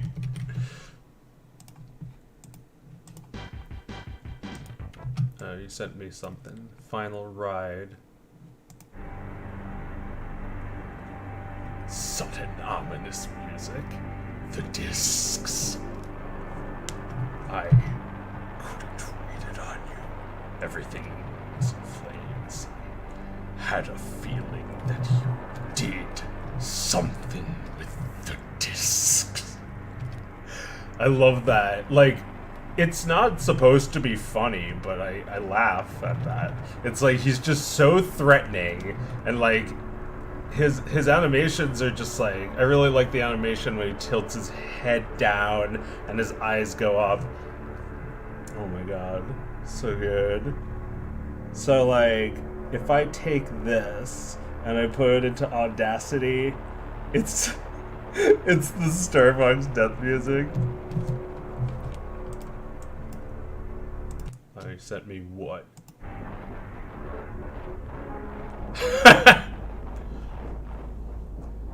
Oh my god.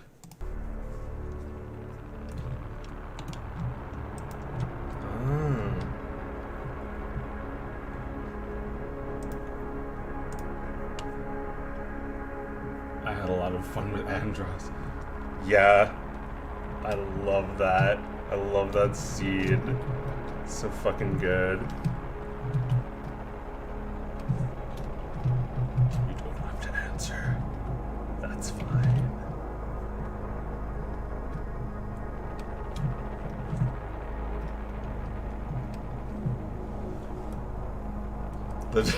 The music is just the SNES Death Ditty, Paul stretched like 1600%. You storyboard in Flash too? Yes, I do. Pretty much everything in Flash, except I edit it in Premiere.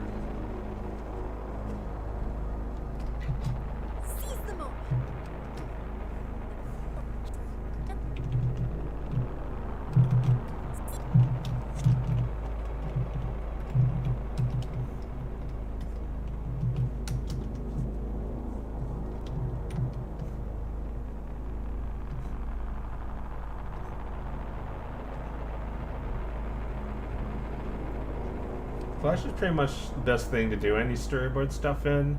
Yeah, I agree. Flash is just the best environment for any kind of drawing, I think, but not every kind of drawing. Just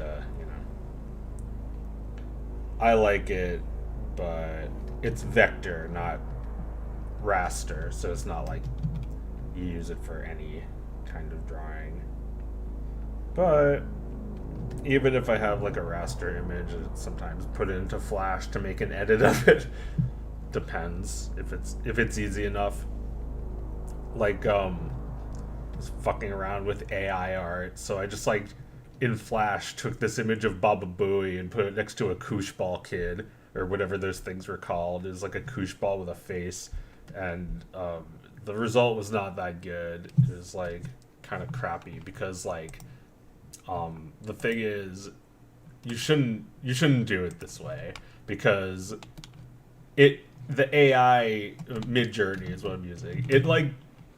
It doesn't like, oh shit, I think I crashed. Oh no, I didn't. It like keeps the seam there. I didn't want this seam, so like it doesn't work especially. Although here it interpreted it as something in the background. But it also like combines Baba Booey with the monster, and that doesn't even look like him. That looks a little like him, but I don't know what the hell is happening here. Where were we? Let me go to the chat. Kushkins. Yeah, Kushkins. If you're old enough to remember, there was plenty of stupid shit that we all had to buy. I guess it's not too different now. It's just like there's a bunch of stupid shit on Twitter that we all buy. Like a bunch of misinformation on Twitter that we all buy. You know, we all become animals and we get into the dress is blue camp or the dress is green camp. You know, like the dress is clearly not green, but I'll say it just to piss people off. And, you know, then at the end of the day, I'll be just as lonely. But it's okay. At least I'm not buying Kushkins or anything on Twitter. Twitter is weird. It's like there's like a thread about me, and then it's like monetized with ads.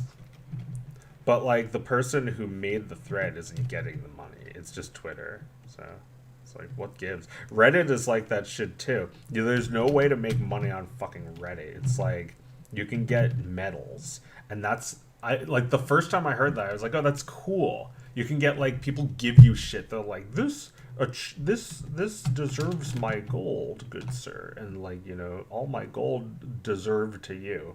And it's like, oh, that rules. But wait, no, it's worthless. It doesn't do anything. It's just a fucking stupid like. I don't know. I don't know what it does. I don't think it does anything. It's just Reddit gold. It just like makes you feel good about yourself. It doesn't give you money. It's not a currency. Although I guess there's reasons why you shouldn't be allowed to do that because all the content on Reddit is stolen anyway, so you shouldn't be getting anything worth anything. Although I feel like nowadays you should be able to like create some sort of thing that keeps art from getting stolen no matter what, you know, no matter what the art is. I feel like, well, I guess that would mean putting everyone's art into a database, which understandably not everyone would want to do. 41 more views on episode 2. Nice. Yes, that was very good. I can watch it 41 times. We can watch it on the stream. I mean, I would talk over it. I don't know if that's okay because there's people who haven't seen it yet. But like, it's so good. You know, go watch it and then come back here and then I'll talk over it on the stream. Well, yeah, like, do we have 41 viewers? We do not. It wouldn't give you 41 views anyway. But, you know, you shall have those 41 views and many more because, you know, and I'm not saying YouTube actually works that well. I'm just saying the video's really good. You know, that will always mean more, in my opinion. Although I think like with Dog of Wisdom, you kind of have to do a little of both. I think it's very good, but it only has views because it's like it's a combination of things. It's a clickbait video of a dog, you know. Last time I streamed regularly on YouTube, after a couple of days of regular streaming, I averaged maxed out at like 40 per stream. YouTube is so much different from Twitch. Yeah, I actually kept streaming on YouTube because I felt I was getting a lot more people than Twitch, but it does feel like I get less and less people. I got 22 people right now, and it's like, it's all right. I don't get any chat revenue this way. If I had like 100, 200 people, I'd probably actually make these streams like pretty lucrative. But that's okay. I mean, I probably get enough from ad revenue.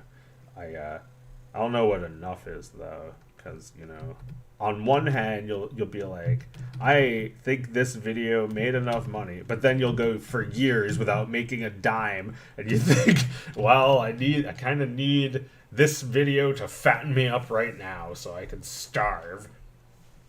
You go to Twitch, add animations and splash things and pop-ups, and you get more people, but it's a lot of maintenance, I guess.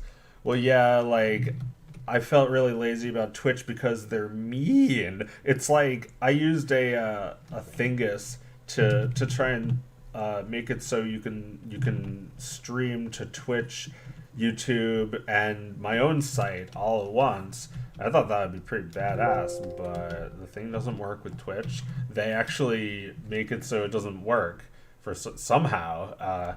And well, it even they even have on the app, they on the plugin, it's like an OBS plugin, they even have like a thing for Twitch that's like supposedly works, but it don't work. I guess it doesn't work anymore. Maybe it worked once, but yeah, they don't like when you do that.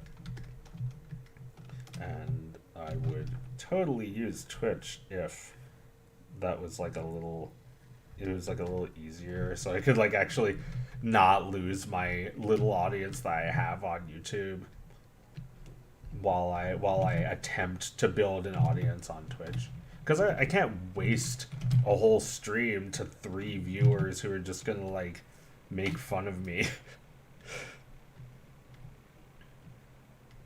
22 people isn't a waste, but I feel like on Twitch I really only have a few people. People still message me like, dude, you need to update the thumbnail. Make a neon background and picture of James, then a photo of me making a holy shit what the fuck face in the corner to get more views. Are we talking about the thumbnail on episode 2? I arbitrarily made the thumbnail and just uploaded it. A lot of animations. Oh, I think you said a lot of things, I missed them. A lot of animators on YouTube are doing surveys with the communities now for what they think would be the most attention-grabbing thumbnails for their episodes. I mean, I don't think that matters that much, is my feeling. I mean, it's not an opinion I have spent that much time thinking about.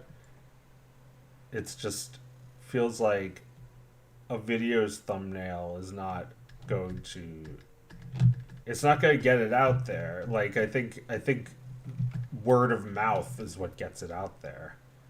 And well, you may wonder, like, are people clicking on Fox in Space? I know I am. I just let that video come to me, and I just click it every time I see it because I need to see something else. It's like I probably just should just like download it at some point.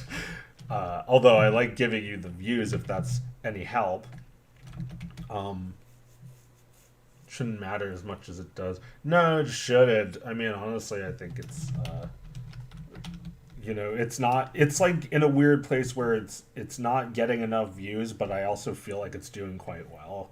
Like it's not going to get an, you know, like Lackadaisy, same thing, right? Lackadaisy's getting millions of views, but of course it's not even paying for a fraction of the budget of the episode, which took years and a team of over 100 people. So, you know, it's not like YouTube is really going to work no matter how good you do on it. You know, if you get as many views as I do, on as many as I did on Dog of Wisdom, that's like, you know, you're still not even getting close to like what you need. You know, like you need like Simon's Cat numbers, like 300 million views or some shit on a video. Like that's what you would need to actually finance what you're doing through YouTube. You know, this is, you know, this is kind of frustrating shit, but also an interesting topic, I think.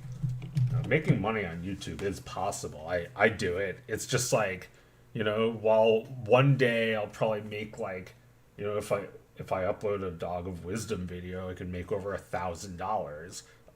But you know, I could also stream for 10 hours and make $3. So it's like, I never know. You know, literally, Hitler was a big release, but I don't know if it's because of Audrey and Victor. I don't think they'll do as well as Hitler did. You know, my last Audrey and Victor video got 1 million views in 2 years, which did not pay for it at all, because that was a video that took over a year. I will never let my whole career rely on Google AdSense. Yeah, that's me. But at least, you know, I got something. At least you got something with Patreon. I feel as if I have never done that well on Patreon. I feel like I'm not sure if I ever could.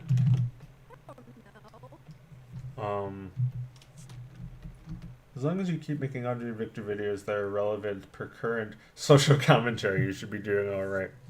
Yeah, you know, I have an episode about, like, I have an idea for one where they have to go to space because the world was like destroyed by humanity. So like there'll be at least a decade or two where that's relevant. You know, human beings going to space to escape the mess they've made. You don't have to animate them with hardcore ADHD and texting on a couch talking about memes and stuff. Yeah. I feel like the kind of characters they're like, it's not that they wouldn't do that, but I think it's meant to be relatable to anybody. So like for them to have any kind of, well, here, let me use this scene as an example. I realized that if you just watch this scene, you can't actually tell what year this takes place. But then you also see his Game Boy Advance, and you still don't really know. This could take place in the 2000s. It could take place in the 80s because he's playing a Nintendo. Although, you know, that's clearly Super Mario Brothers 3, which came out in 1989, so it's not really the 80s anymore. Half of Adult Swim smalls and other shorts as AS do. It's just a lot of that. Not that there's anything wrong with that. It's just not my personal scope. Super Mario Brothers 3 was my tonsils present. Wow! That was like, I was 1 when that came out. You know, I came out basically at the same time as Mario 3. I came out at the same time as your tonsils. That's so funny. Your tonsils present. That's does it make you think of the pain of losing your tonsils, or is it a fond memory? I think Mario 3 reminds me of like, it reminds me of like being, oh yeah, it reminds me of Game Genie. like being a kid and like that game was even more fun when you could do multi jumps. Holy shit! Like in Mario 3, you could mess with that game so much with Game Genie. You could just like hack the fuck out of it. You could change Mario to be all like orange and like he's always changing. I woke up from my tonsillectomy. Between barfing blood, my mom said, "Baby, you can have anything in the world that you want." Whoa, that's cool.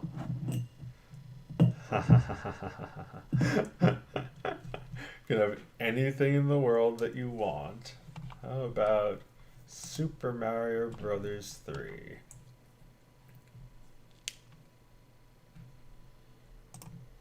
Hey Arnold.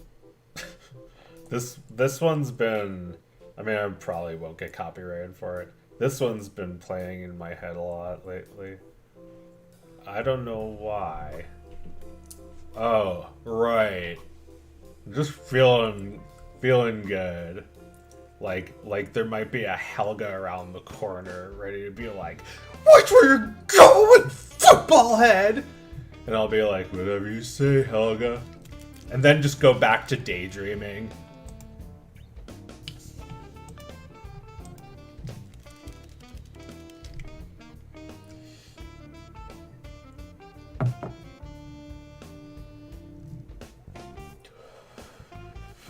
Me after seeing The Wizard on pay-per-view. Can I have right over for you? Oh my god. That's cool. Like, you're around the same age as my sister. You're like a year older than her. So like you're a couple years older than her and like a couple years younger than my older brother. So like you remember a lot of the stuff they remember. Like I had Mario 3 because it was already there when I was born. You know, my brother was 8 years old when I was born. He's 8 years older than me. So he was born in 1980. This music sounds very familiar. It's Hey Arnold. Or take off her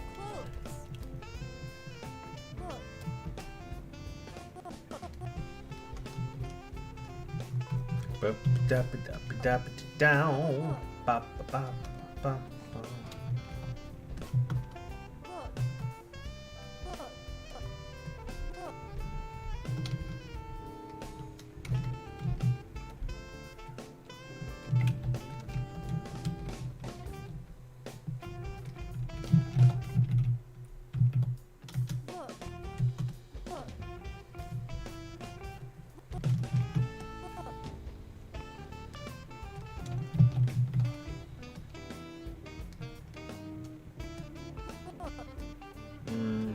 Actually, I don't. I think I'll delete that frame. I don't think I need it.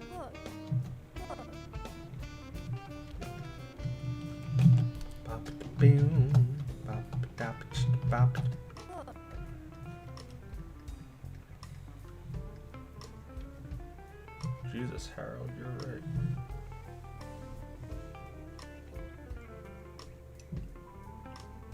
I caught a Mewtwo in Pokemon Red after my brother giving it to me 5 years ago.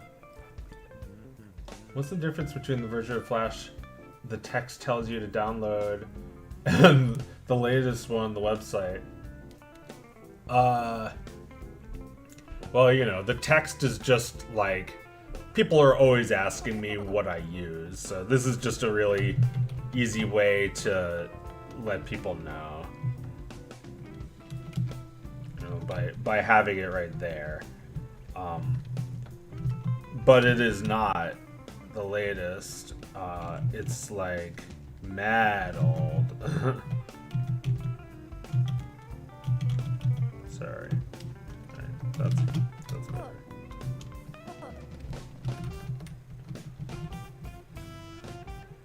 Beep ba dee ba da ba dee ba da. Ba da da.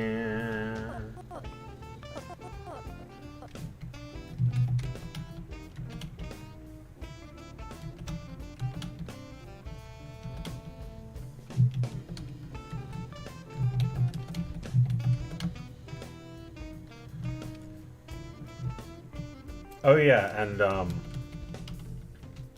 I'm also very curious about Fred's next project.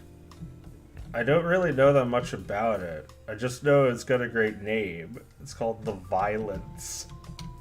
The Violence. Look, It's like, look. I don't know, it's just good to say. And like Wolf says it like that, and I've been saying it like that. The Violence. I don't know that much about it either. It's mysterious, but it's kind of thematically similar, right? It's about space animals, and you know, sounds cool.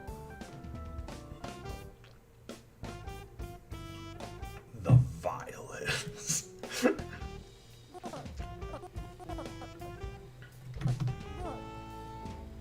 You still have a chance with me. Look. Yeah, Look. that's interesting. I didn't know too much about this cartoon either. A bunch of animal people living in an underground city where they haven't seen the surface in 100 years, living in a dystopian cubicle hell. That sounds cool.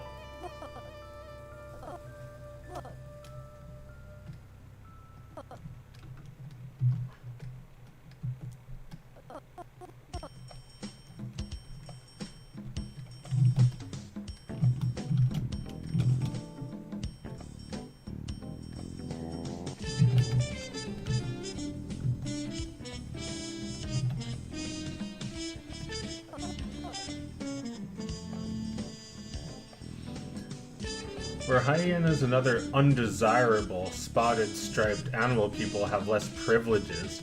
Oh, damn. You still have a chance with me. So, it's like, it's kind of like space jail, like or like a space ghetto, really. Oh man, I love the mature themes in your work.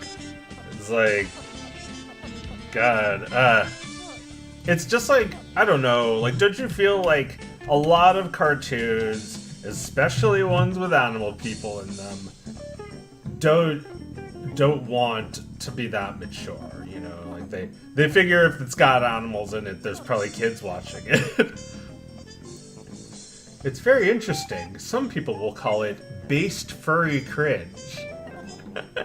So, what makes it based cringe?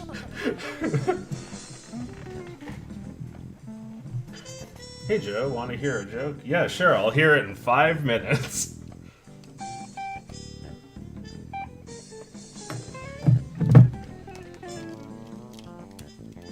I don't want to get canceled.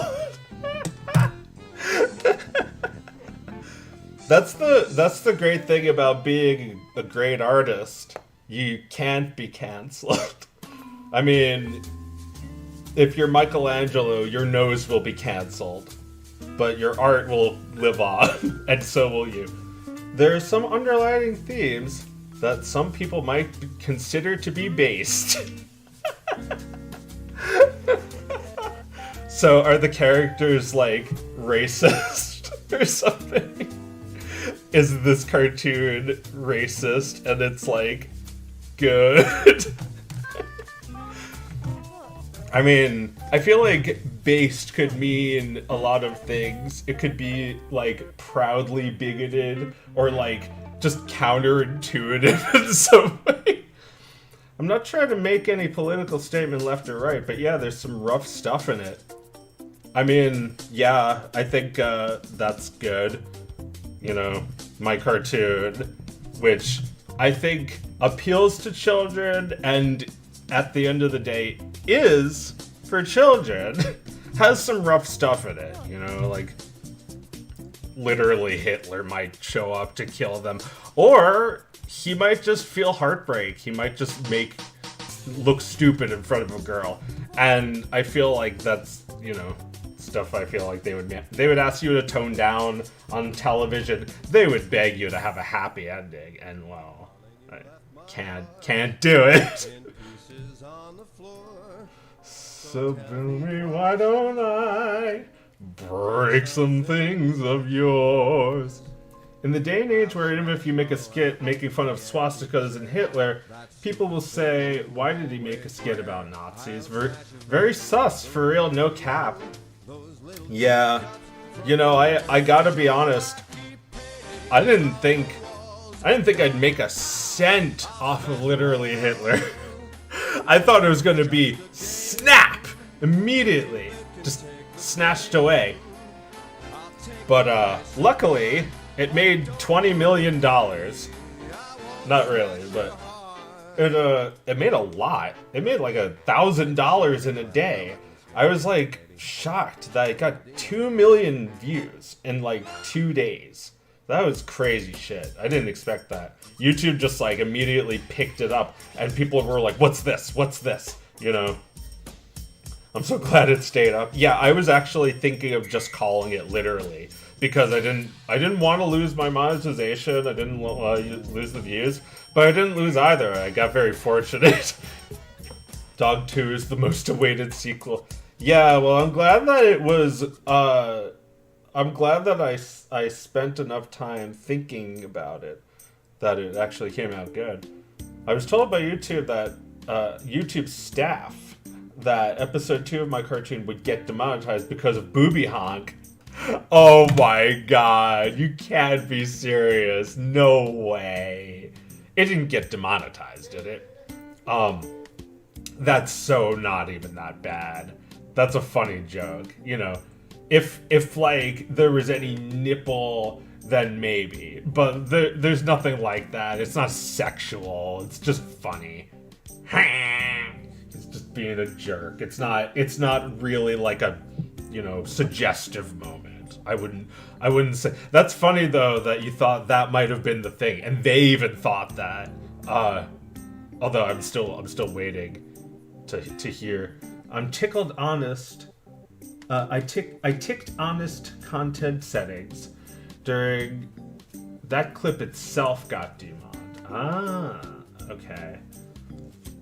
But they thought that the whole thing would get. Yeah, that's funny, interesting. That it didn't affect the full episode because it's not the point of the video. It's just one small part of it. You know, like people actually have to sit there and watch a lot of it to get to that point, as opposed to the clip, which shows it to you pretty fast. I appealed it, and that's when a YouTube rep was like, yeah, we went over this, and we're still stern with our decision. Yeah. That was like 4 years ago. Yeah, you might actually see, you know, when I was doing those Rick and Morty parodies, I was totally experimenting with that crap. Like, they want you to censor it if there's a swear in the first 15 seconds. I didn't always do that, and they were mostly monetized. The only ones that got demonetized were the slurs one and the good shit one, because those were too much. But then when they were in the full episode, they also were not. It was green. So I guess same deal, where it's like if it's like you have to actually watch a ton of it to get to that part, as opposed to something being in the first 15 seconds or the first 2 seconds even. You know, they must have had that rule. Don't swear in the first 50 seconds. They must have had that rule because people were tricking you into watching something you weren't supposed to see if you were a little kid. When are we getting the new one? Next month. It's coming soon. You know, early next month, I think.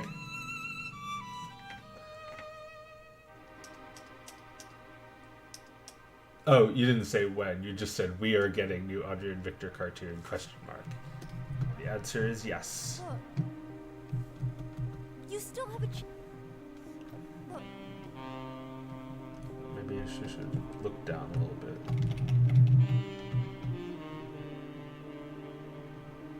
Yeah, the music and hair on it was good. Look. You still Joe, I gotta go finish this barbecue. Hit me up if you want to hang out on one of these. Totally, yeah. I'm gonna be streaming later tonight with Meredith, probably like 9. So you know, I'll still be going tonight. But yeah, yeah, I'd love to get on one of those streams if you don't mind my mouth. It's like an unstoppable faucet of bullshit.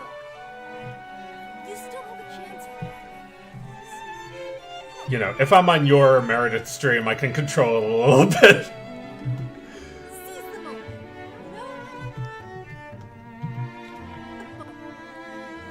I'll learn the lyrics to Smashed.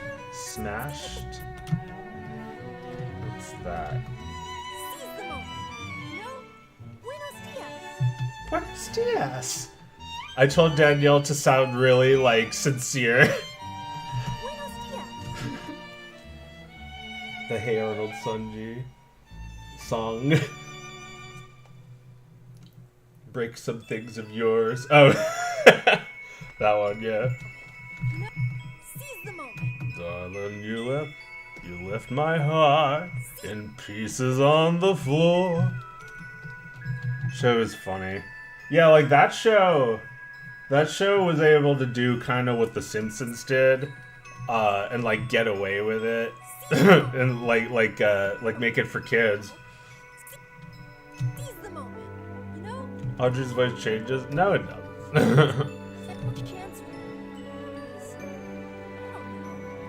Seize the moment.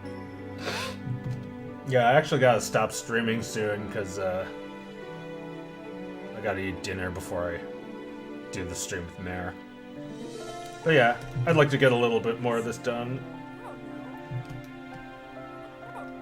I don't know.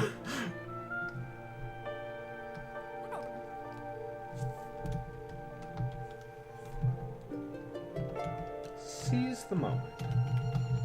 Buenos dias. Wait, I'm confused. What did I just delete?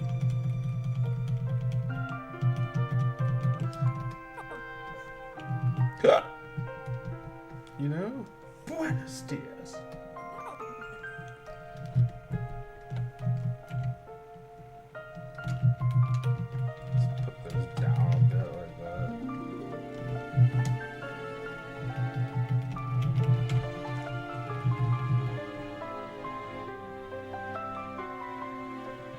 I was thinking about how like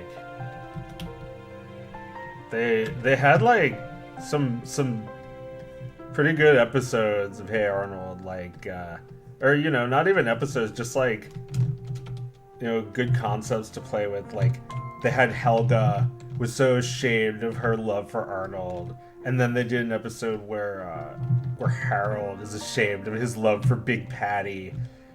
It's like, man, that's so sad.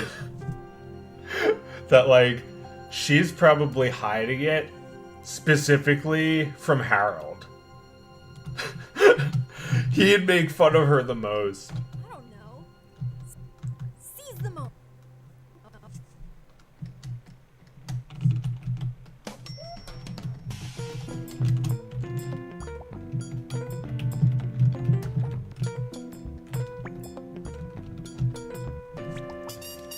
Happy happens. I don't know.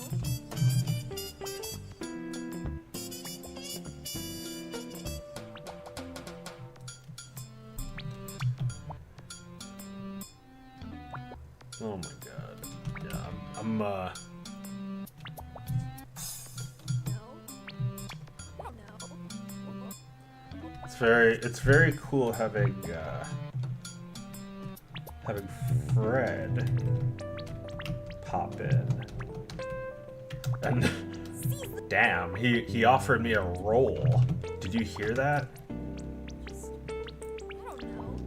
I mean, I don't really have. I do have a fursona, Chillfin. So you know, I've been an animal before, but he doesn't. His mouth doesn't even open. I don't think there's any sea creatures in space. I would maybe want to do a big cat I don't know. if he's got a Seize the moment. big cat to voice. Seize the moment. You know. I'm like Tony the Tiger. Whoa. This will be great. Like, imagine him on Star Wolf.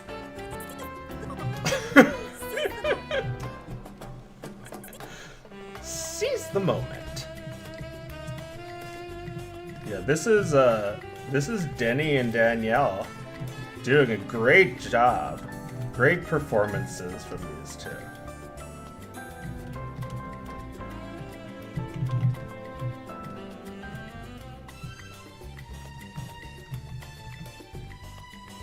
This is still Harold music.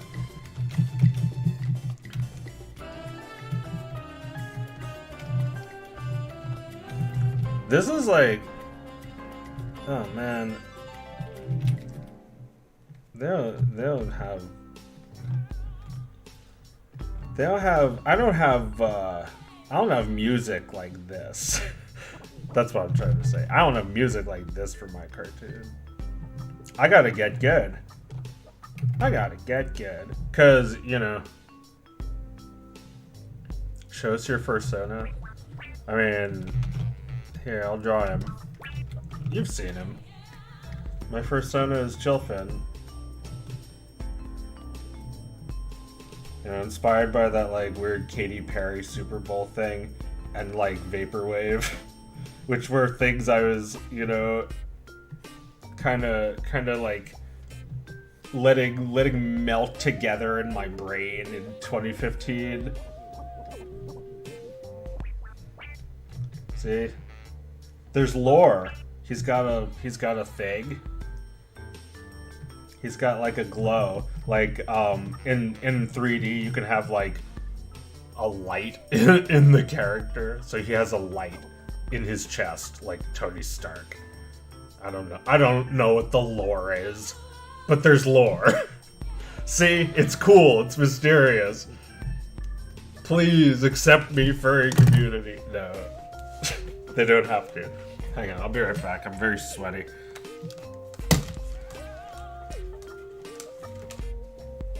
Hey, sweetie. What's up, monkey?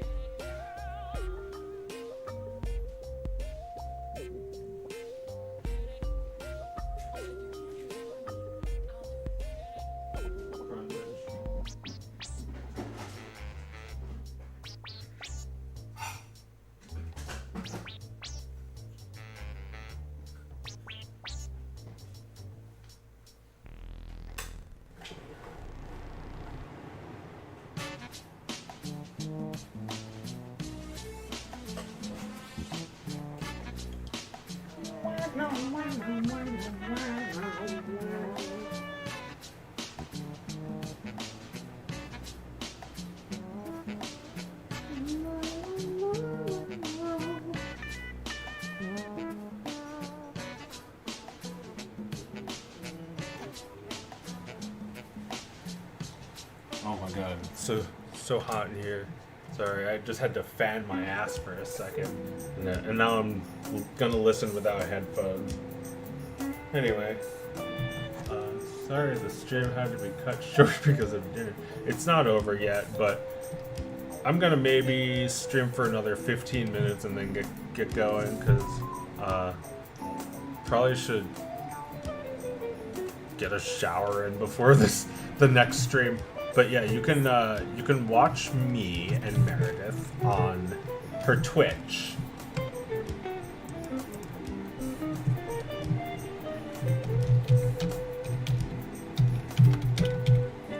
Twitch TV around 9 p.m.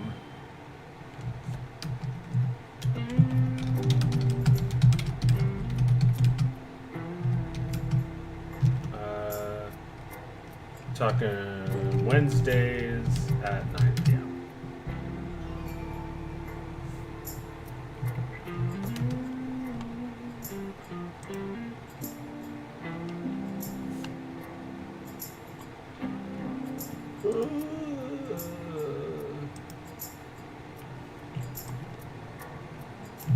Get rid of that and write it again, so that you can click the link.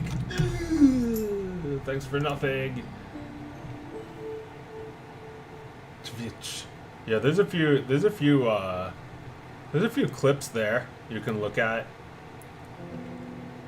There's a few clips of me and Meredith talking. Like, Meredith is fucking funny. She's like she's like fucking insane. She's talking about like a person, like an unknown person watching her skeleton and not knowing what she's doing, but being able to see her skeleton. My sister's fucking funny.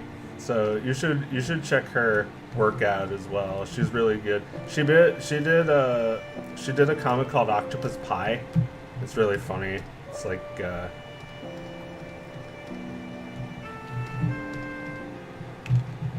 it's about a roommate, a girl with a roommate who has like weed. It's like a roommate with weed. That's basically the entire cartoon. A roommate with weed. My name is not Octopus Pie. My name is a roommate with weed.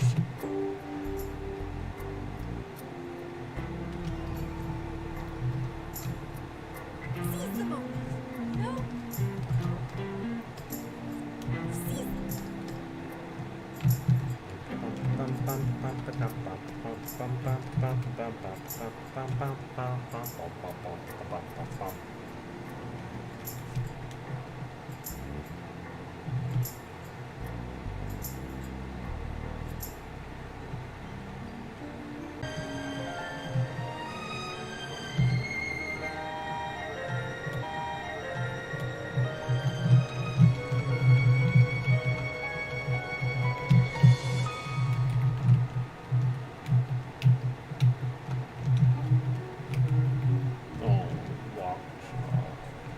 Hello? Am I back? I lost internet briefly.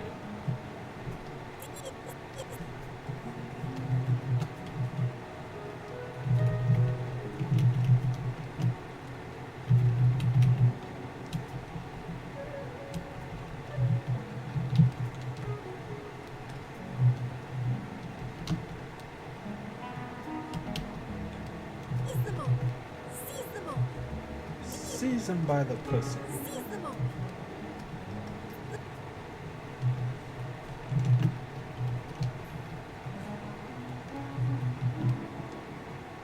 Stream froze for a few seconds.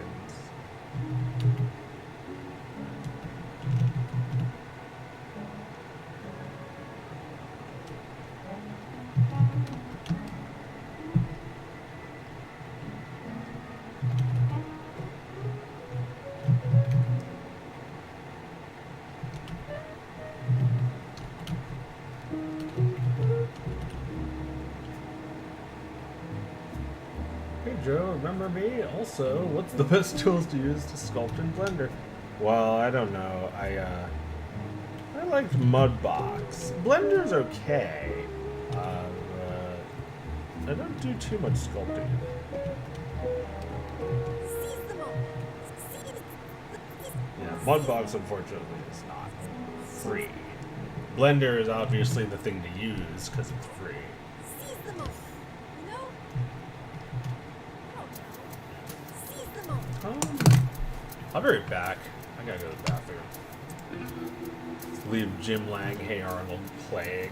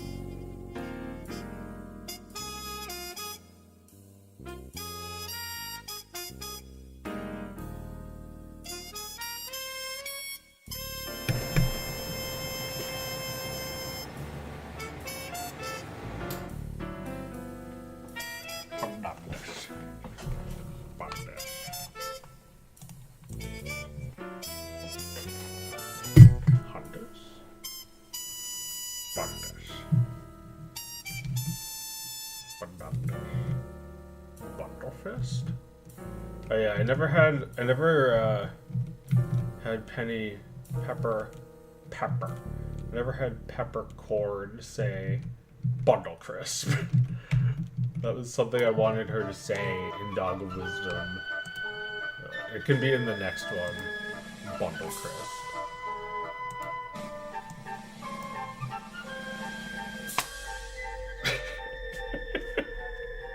I don't know why. I get a kick out of opening bananas like that. Oh no, it's got the ass. I'll just eat the ass first. It's okay, I didn't get any of the ass. The ass is encased within.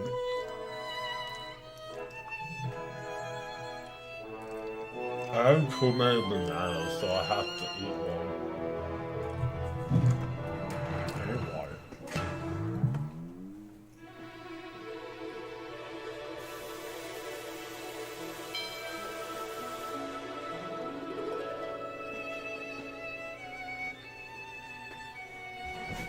So,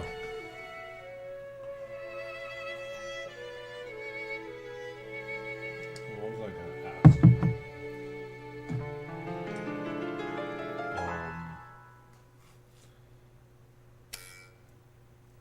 What does bundle crisp mean in dog? Because I like the idea of her saying bundle crisp as like a full sentence. But what does it mean?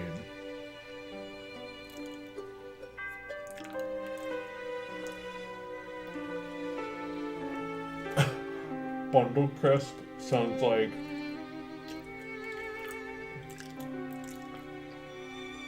hey man, just let you know, your job is great. You are a very fantastic person, and we care a lot about you. Please take care, my man. Thank you. I think a bundle crisp could just be like a maybe like a large satisfactory amount. Seems like something that would be relevant to a dog. Like maybe bundle crisp means wealth.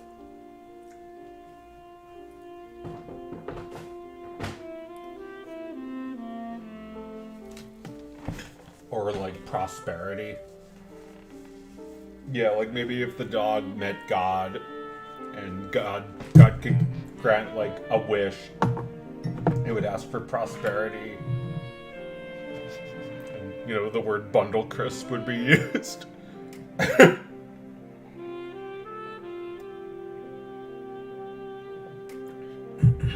It's like maybe you know, the dog of wisdom appears and asks what is the most important thing, and Pepper says bundle crisp. Like prosperity.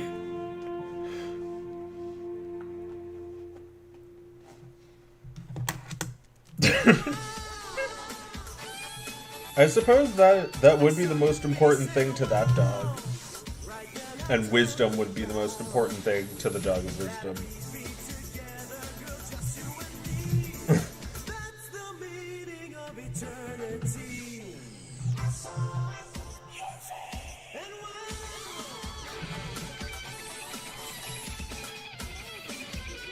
What if your drawing was literally like, it could happen.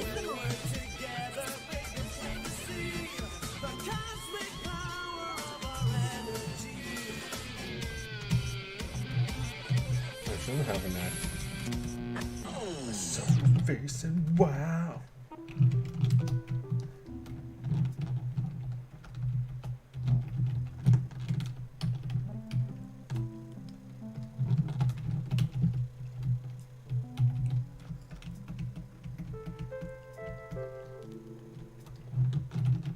I would love for other things to get the Fox in Space treatment.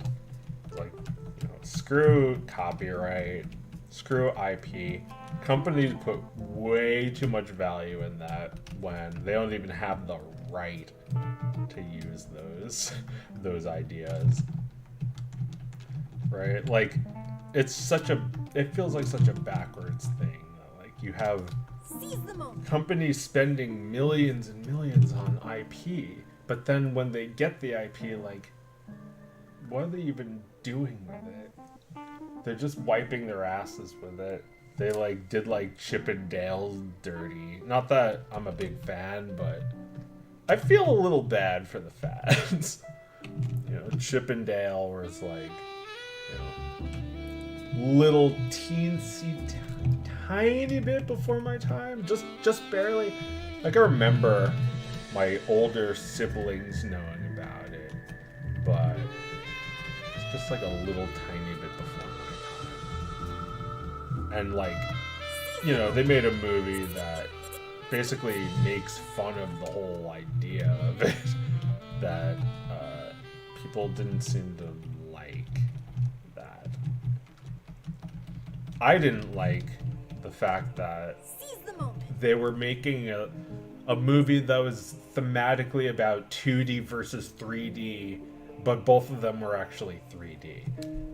I actually really like that idea in theory, that it's like a 2D character and a 3D character on a buddy comedy. Like, it's kind of neat, but it seems like it wasn't the proper execution. Doesn't look like something I could ever watch.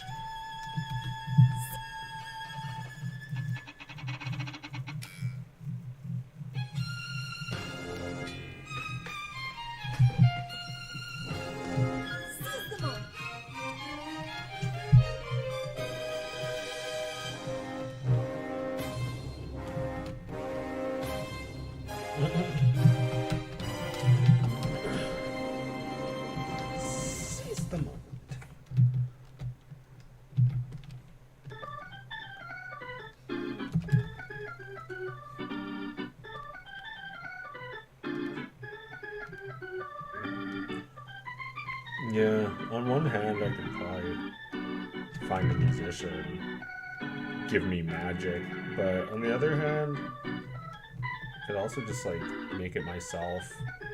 Just get good and make it myself. I'm getting good at other things. I could get good at music. I was thinking about it, but you know, didn't really actually go through with it. I'd love to make music like this. Seize the moment. I actually do have the task of creating music for this. It's not complete. It's almost there.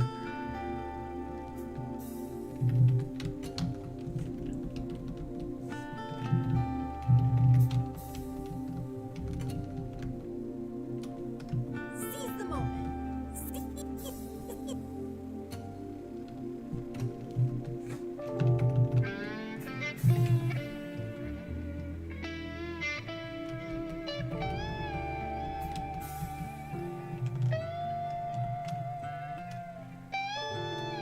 God. The violence is gonna be based. Seize the moment. That's so fucking cool. Like, yeah, I think my cartoon's a little based too. I think getting demonetized is very based. Or, you know, just making something that has the balls to get demonetized.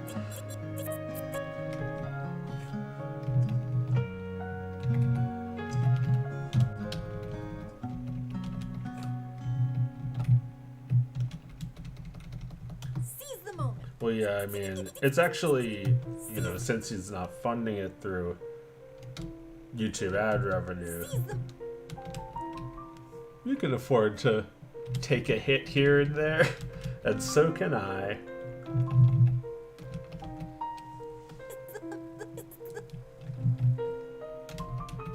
Yeah, you know, people are worried about that shit, and they're afraid to piss off the monster, but I don't think we should be. I think what we make is gonna last a lot longer than YouTube. Seize the moment. That's just how I see it, you know? Seize the moment. You know, I'm not making this for YouTube. Seize the moment. I'm making it for the, like, 20 trillion years after that.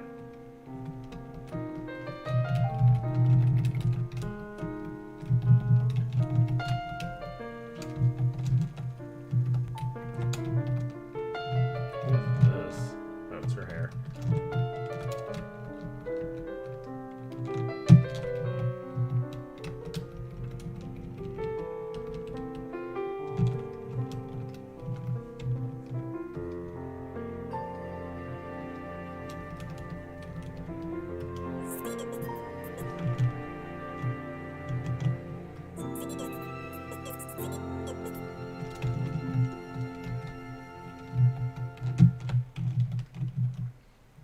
You made my childhood. That's cool. Seize the moment. So what made my childhood? Hey Arnold. That made my childhood.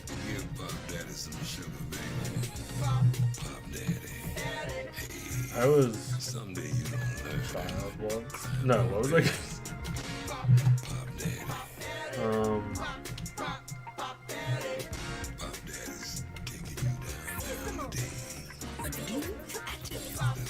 It's like, if you haven't seen it, which honestly you probably haven't, because it I don't think that gets aired often enough. You know, probably not as big of a deal as it was when I was a kid. Hey Arnold was a pretty good show. You know, kind of like The Simpsons for kids in a way. I'd like describe Arthur as like South Park for kids. Although not really, because it's not like as like fantastical and the humor's not as cheeky. But I feel like, you know, these shows that I'm describing, like Simpsons, South Park, Hey Arnold, and Arthur, they all have like this kind of like there's something really good about them. Like they're very deep, you know, like Hey Arnold and Arthur are for children, but they're not dumbed down. You know, they're just as like they're just as like have just as much commentary, right? You know, hey Arnold, they live in a city. It's, you know, a city with people and problems. And then there's like Arthur, which is maybe a little bit more sanitized, but there's plenty of conflicts in Arthur.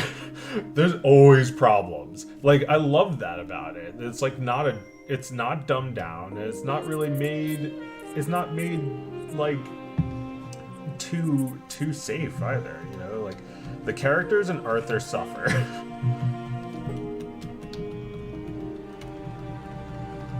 Seize the moment.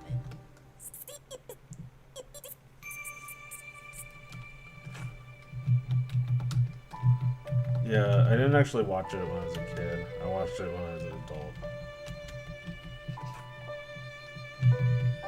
Nothing wrong with that. Although I do wonder what I was thinking not watching it for so long. Seize the moment. Seize the moment.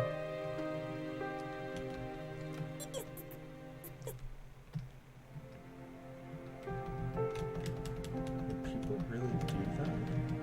Go on the internet and tell Seize the lies?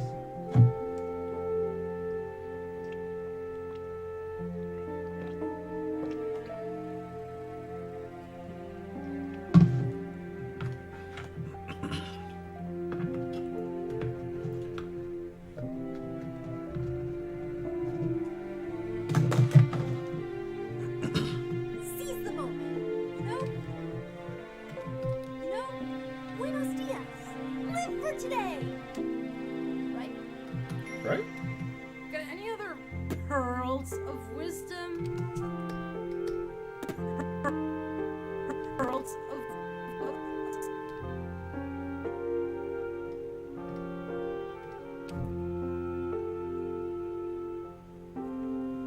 Adventure Time made my childhood. Hope you have a positive opinion of that, because I know a lot of people didn't like the last season. I for once love it all. Can't wait for Fiona and Cake the show. Well, lucky for you, I don't have an opinion because I never watched that. Got any other pearls of wisdom? I do have an opinion, like a kind of negative opinion on Adventure Time. For Though, today. you know, it is a positive one, but it's sort of a negative one. You know, like it's like when someone says the book was better. It's like I like the pilot more than the show. I like the Adventure Time pilot. It's good. The show, it's alright. It's actually very good. The show, like that's the weird thing that like I just was never as excited to get into it, and would sometimes have to like sift through it and see like, oh, okay, so this is why it's such a good show. This is why people talk about it. And I don't actually know what you're talking about specifically with the last seasons having people be negative about them. Although I did observe there was kind of a decline in the show, even though I wasn't watching it. Seize the moment. Buenos dias. Live for today. Seize the moment. That's just every show. Every show that's that popular will inevitably decline. It's not the end of the world. It happens to everything. It just happens, you know.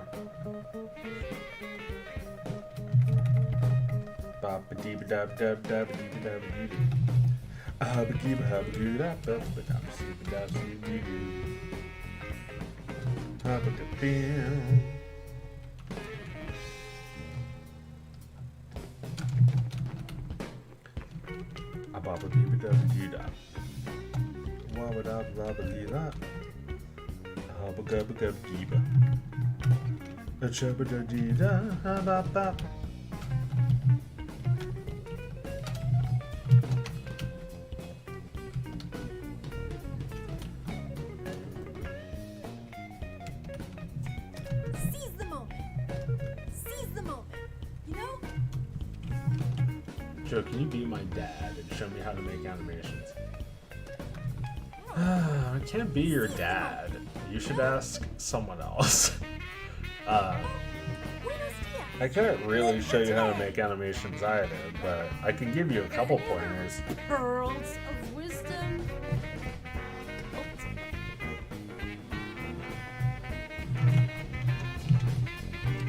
Like, what do you wish to know?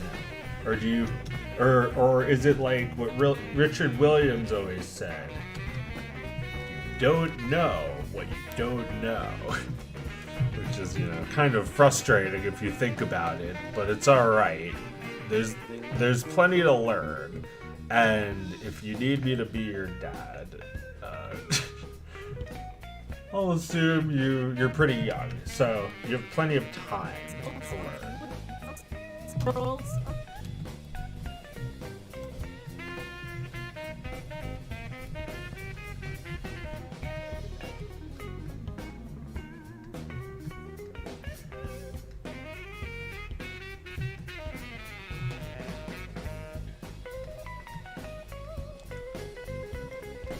You know, there's plenty to it, so I don't even know where to begin.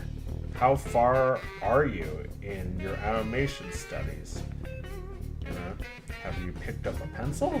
Have you animated your first Oscar-winning movie? I mean, if you have, you might not need help, but you know, if you're gonna be like, Joe, be my dad, I'm gonna assume you don't know anything and start from the fucking basics. Like, for instance, this drawing is constructed. You see how I like started with a circle and some lines? It's construction lines. So you start with construction lines, which is very helpful when you, let me find some new music.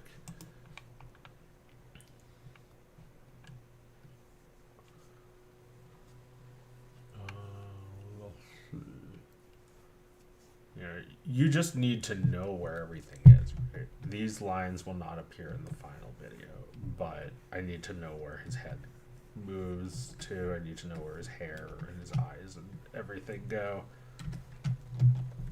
So keeping track of all these parts is not easy, but if you construct it, it becomes a lot easier. You just gotta draw a few lines like that. And, you know, wondering where everything goes, like his shoulders, maybe, yeah, and, you know, you experiment. You don't actually have to know everything. I don't actually know. Yeah, like maybe he'll do like a little shrug here. Should his head go up? Should it go down? Let's find out. wisdom. Yeah, and should it actually go that far forward? While it's in the construction stage, you can rotate it and move it, and it won't be as big of a problem. You know, you can move the construction lines to be better perspective and that kind of thing. While it's, you know, actually since I use Flash objects, I can fix that stuff later too. But I'd rather get it right now so it's not a pain later.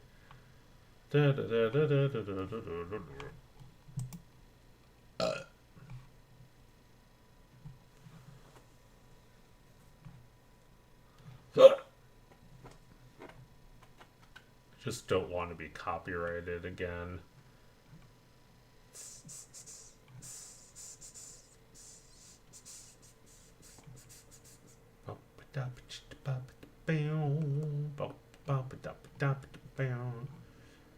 What's like a chill soundtrack that wouldn't be that difficult to listen to? Calm Nintendo raining. Yeah, whatever. No, this is not the vibe I'm looking for. Not it.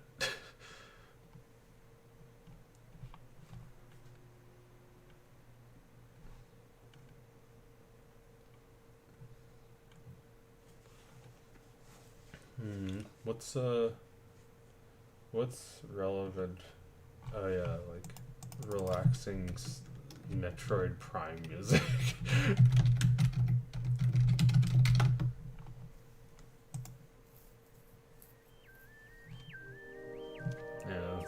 that's kind of the vibe. Of wisdom. Pearls of wisdom. Any other pearls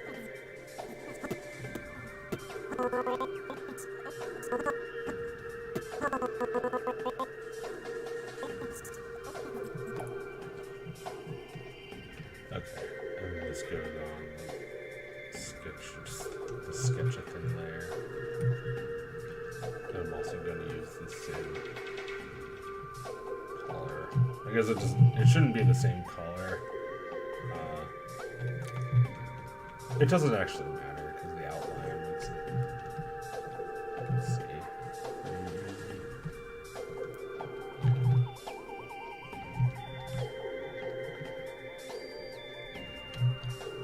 Yeah, like, I wonder if there's other, like, people out there, like Fred, who are just, like, works in progress, but will eventually be making, like, the Metroid series that's, like, has that kind of, like, feeling, like, why doesn't Nintendo hire them? Well, obviously, because they don't hire people who do things like this.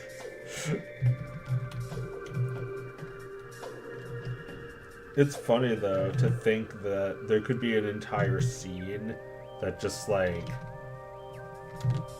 creates things for Nintendo against their will.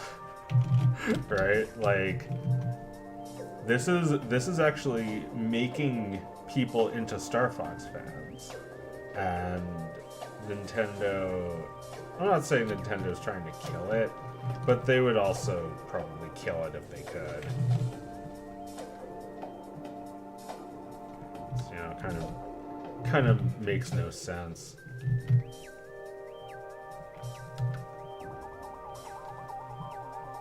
There's a lot of shit that doesn't make any sense in this system. You know, I'd rather not bitch too much about the system, but I think there's, like, you know, some obvious, like, naked emperors there. You know, like,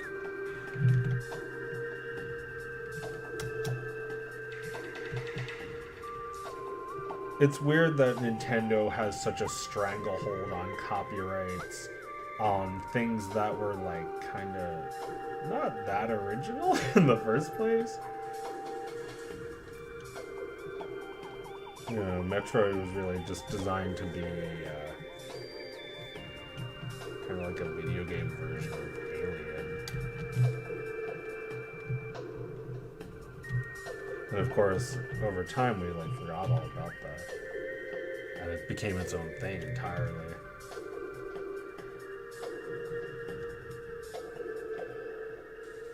But, like, some of the music in those old games that became classics weren't even original songs. Like, Green Green is something that I thought was really interesting. There's, like, this song that's like, Green Green, da-dee-da-dee-dee. And it's, like, this song that is not from Japan, but was big in Japan. And it was so big that it, like, became, like, one of the songs in Mario, basically. Da, da, da, da, da, da.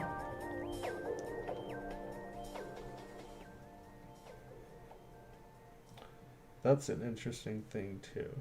That, like, a song transcended its own culture. Like, what was that thing? It's like in Latin America, they love Top Cat. Like, so much that there's, like, a Top Cat movie that's only in Latin America. Can someone explain that? Or, like, is there a word for that?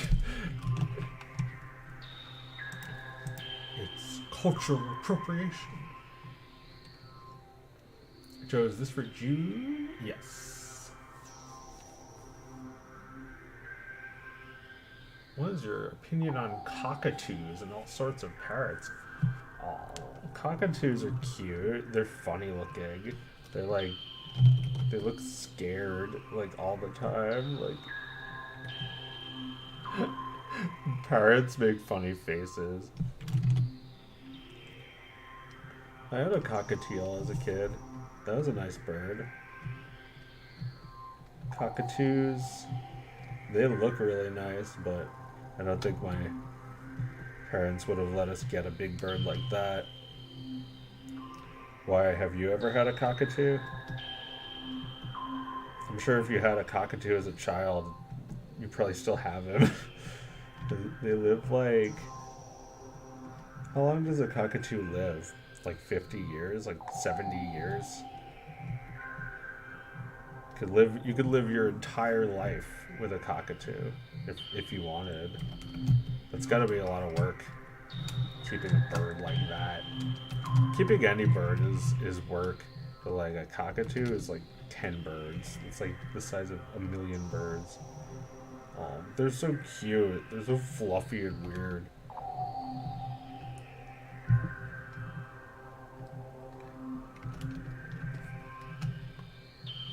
I'm gonna have to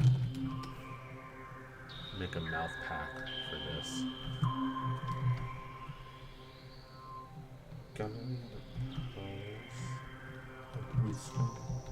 Yeah, I could probably just like reuse it for future cartoons too if I feel like it.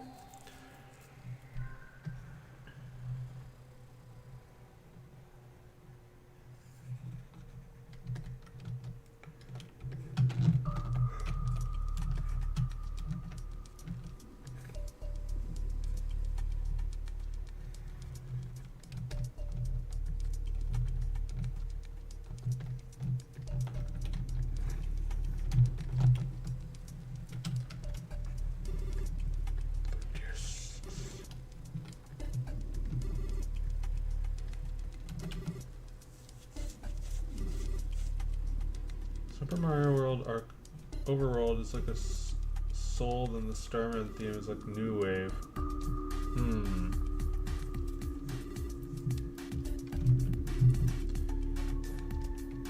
There's something that sounded just like, what was it? Star theme.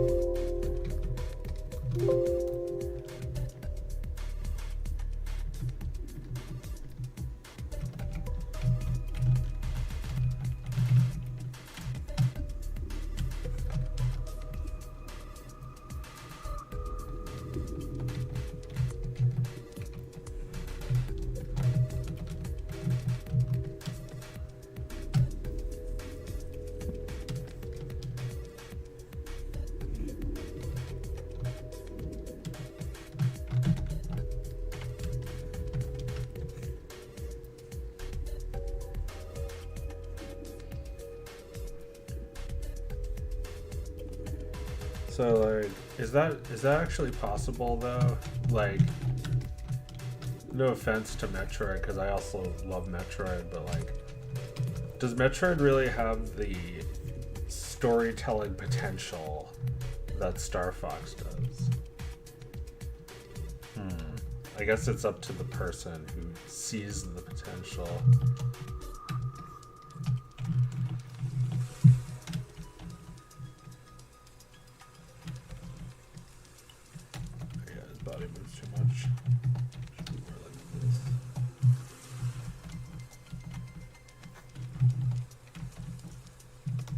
Of wisdom.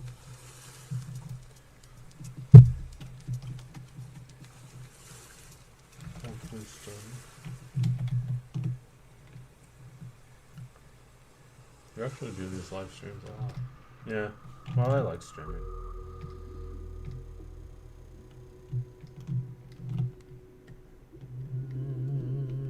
Oh,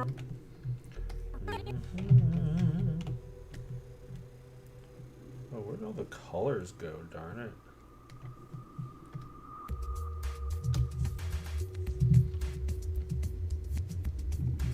I accidentally killed the colors. I think I may have actually even have done it on purpose. Yeah, there you go. Little default colors.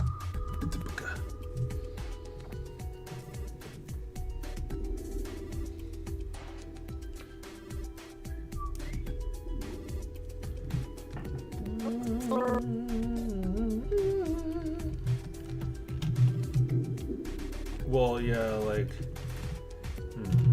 I do like Metroid. I think there might be some good narrative in Metroid. It might not have the characters, is the thing.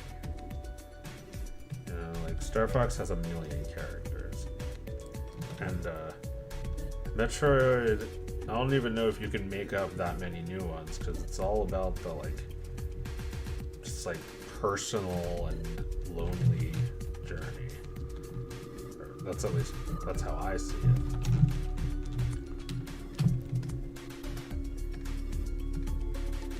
You know, like in the newer games, they've given Samus someone to talk to. But I feel like it's better if there's no one.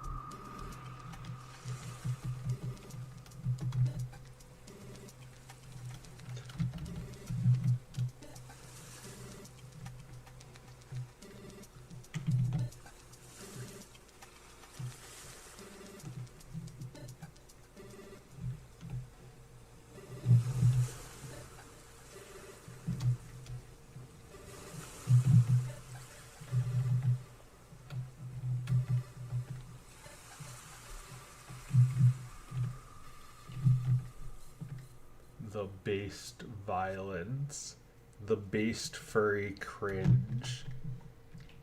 I feel like based cringe could mean a lot of things.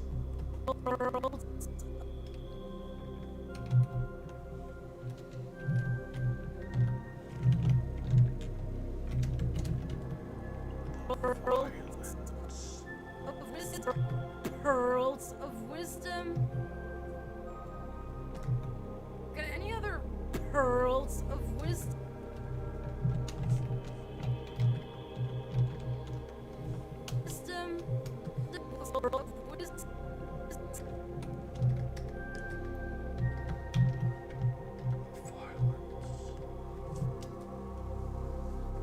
Violence. Based cringe is the old meaning of based being a base head.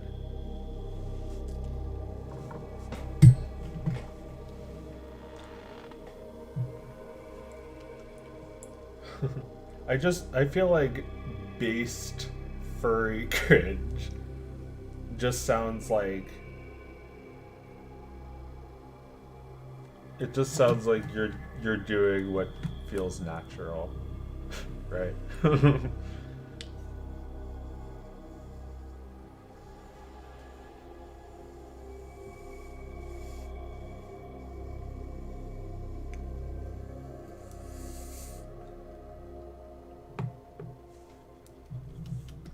Of wisdom. Of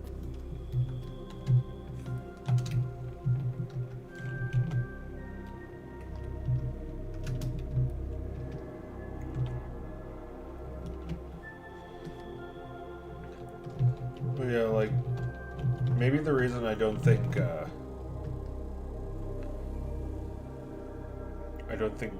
Metroid has as much story potential is because like because it's a game. And if it was based on a movie already, then the movie already exists.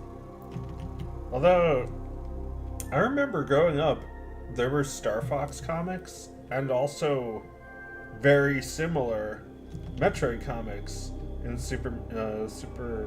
Nintendo Power, and that was good. They had some good art, and they like actually had a compelling backstory for Samus. You know, like Samus was like,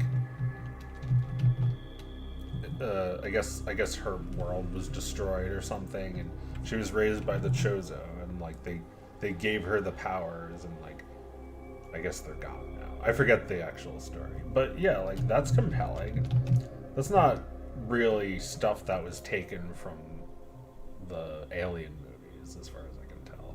You know, it was inspiring. It inspired the games, but it's not like they fully took it from it. And you know, Star Fox had aesthetic inspirations from, was it called Thunderbirds, the puppet show, the puppet TV show.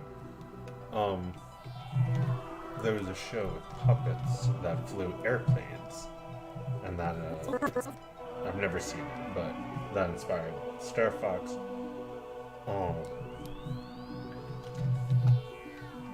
I do think there is potential for Metroid. I remember Nintendo they were gonna make a Metroid movie. And I guess that never happened. Worlds of wisdom.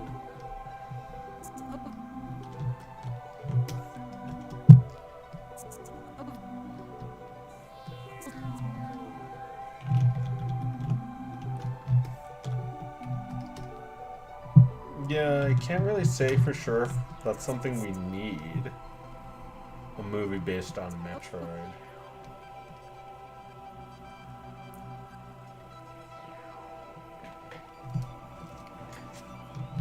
Do we need it? Did we need it then, and do we need it now? Perhaps. I mean, it could still be happening. It could be in progress. Pearls of wisdom. You know, it could be like with Fred, it could be just loading for 20 years. In somebody's heart. You know?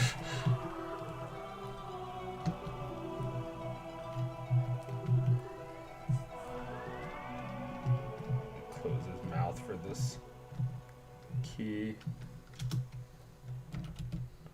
Fuck you.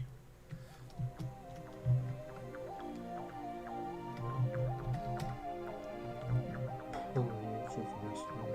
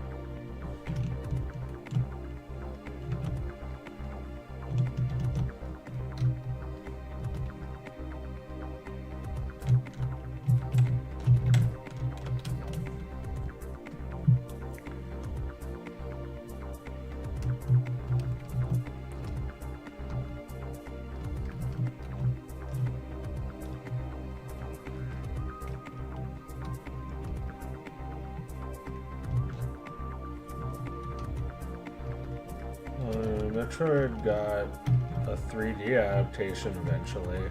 That actually took forever too. It you know, it was like maybe 10 years between Super Metroid and Metroid Prime.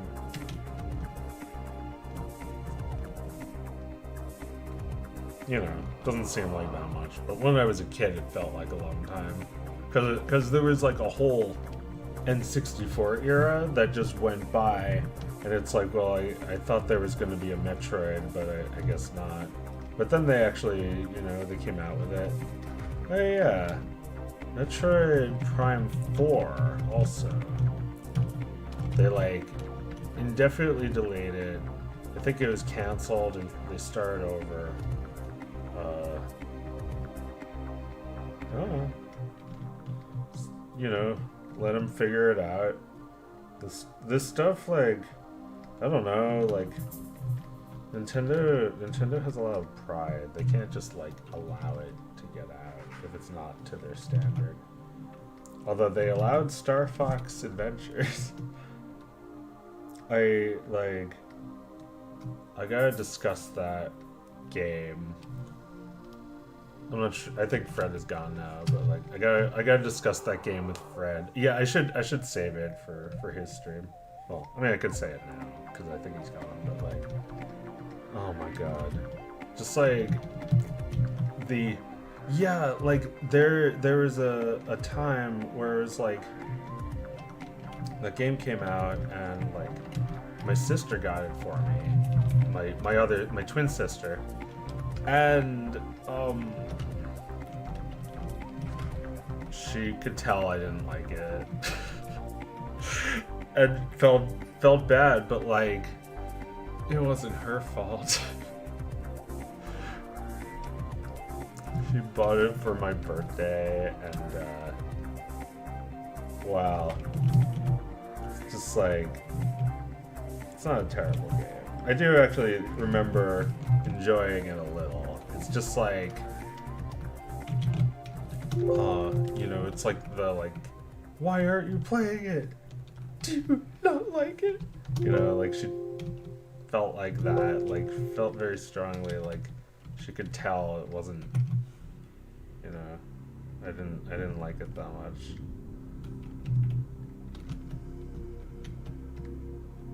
And, I think she spent a lot of money on it and was upset about that.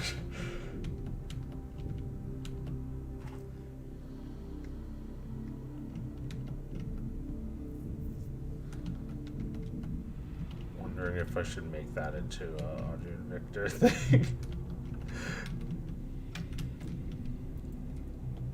Well, first I would like to discuss it with my sister. See if she remembers. Well, I know she'll remember, but like, I just want to tell her. It's like, yeah, the game was kind of bad. No, wasn't your fault. It wasn't your fault. Like, there were foul things at play that made that game disappointing. Like, I think it was just like a case of it being overworked.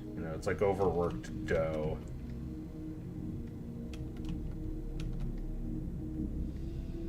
Like they changed the character to Star Fox.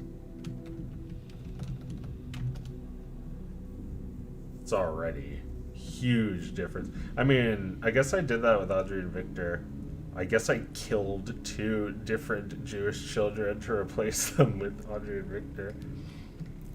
Well, now, my idea is that the kids that I originally imagined still exist, but they're not like Audrey and Victor at all. Like, I think they're actually gonna appear later.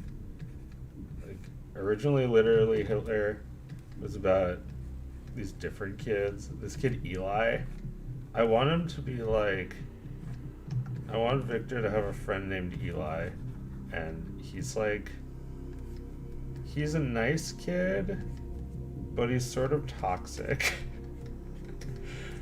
Like, I think there should be some, like, there should be some messages about like sexism and equality in some episode eventually. I just think it would be funny if, like, Victor had a friend who was like more sexist than him, that like he is sexist with to some regard.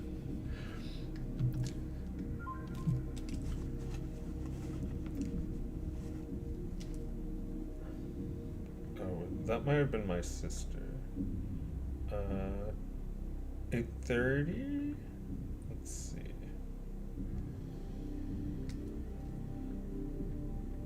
Okay. So it looks like I'll be going on with Meredith around 8:30. So probably leave in like 15 minutes. Just get a snack, because I think I don't even need dinner. I already had dinner, sort of. Excuse me.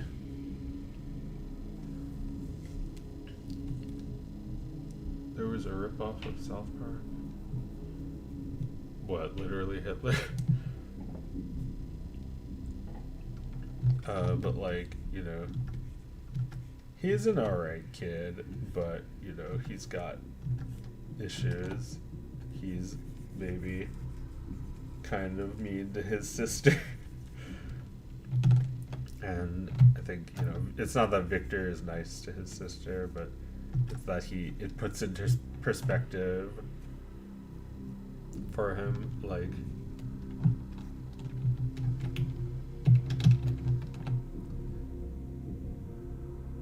seeing how, because like in Victor's family, the girls are overbearing. They're the ones in charge. But then he sees how like in the larger community, girls are undervalued. So, he feels differently about his own situation. I don't have a story there. It's just like, I can see that the pieces fit for these characters, and it could be an interesting story. Very special episode about why sexism is bad. Probably wouldn't feel like that, but I'd work the story until it didn't.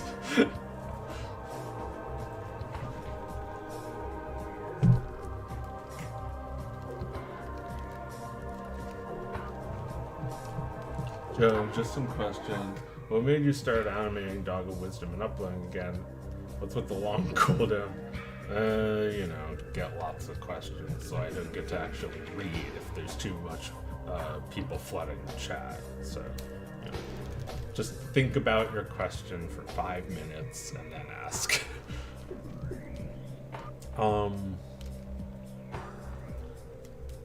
What made me start animating and uploading again? Well,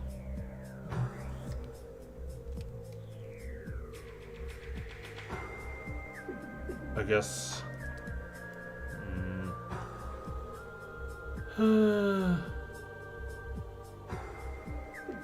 what for real made me start uploading?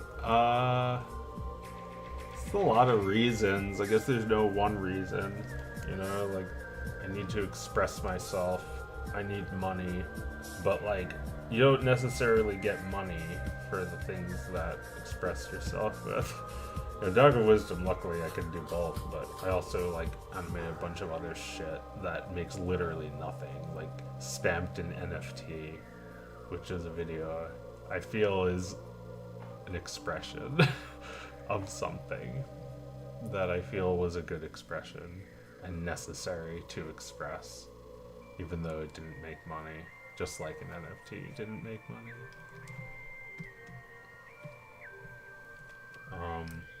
But I have to do it because it's my job. I'm good at it, so I should do it. It's the way I communicate with the world and interact with the world. It's the way I trade with the world. I feel like this is my trade. This is what I do. Like, you leave like a Swiss cake roll on the ground for me, like, leave this Swiss cake roll for me on the ground, and I'll, come out of my mouse hole to eat it.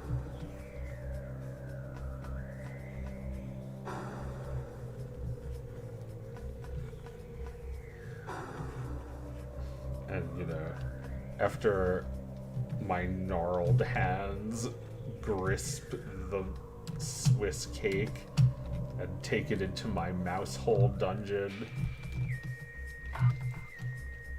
Here, let me, draw the whole thing. Like the raking motion. I'm not even sure if the plate is necessary. I'll probably just scrape it off the plate.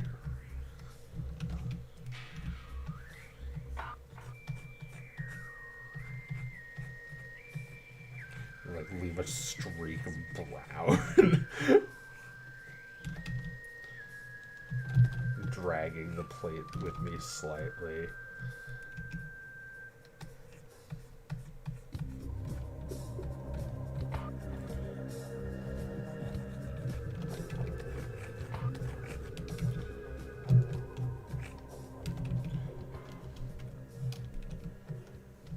And then, so then like in its place, the Swiss cake roll, I leave a, I leave my payment. Just like, I'm not sure what I leave. It's very small though, my contributions to the world. They're very small, but like, when you zoom in on them, you can see that it's like, it looks like a tiny little pea.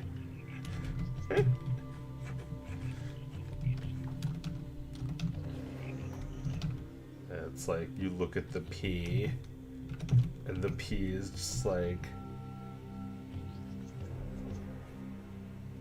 it's like a tiny little carving. With like ancient language written on it.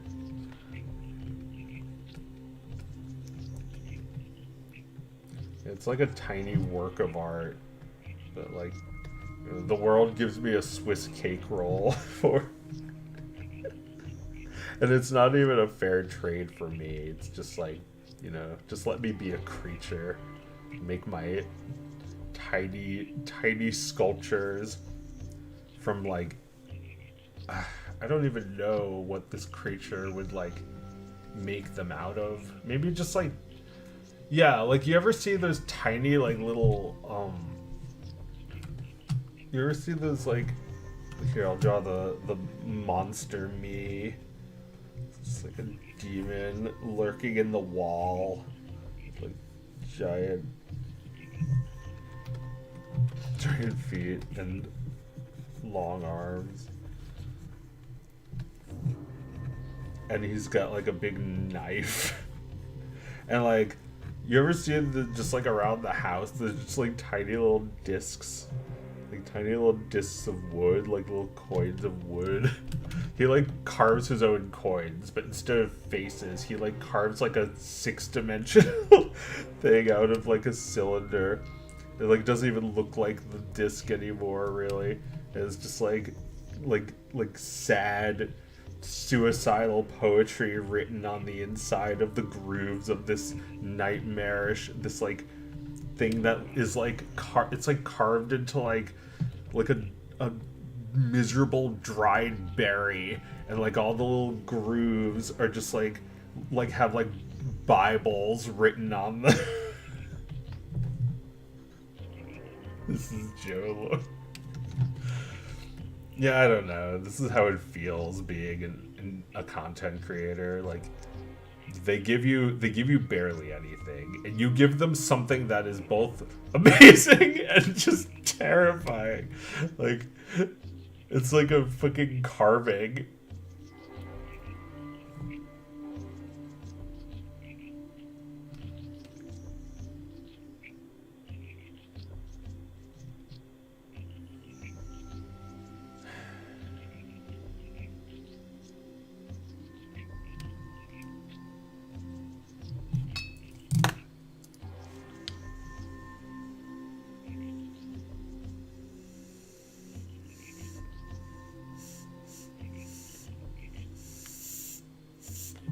Alright. I think I gotta go, actually. Let me actually just go through this one more time.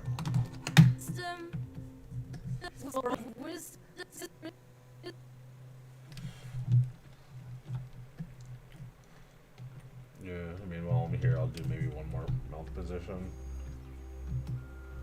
Because I gotta leave. My sister wants to get started, and I gotta, like,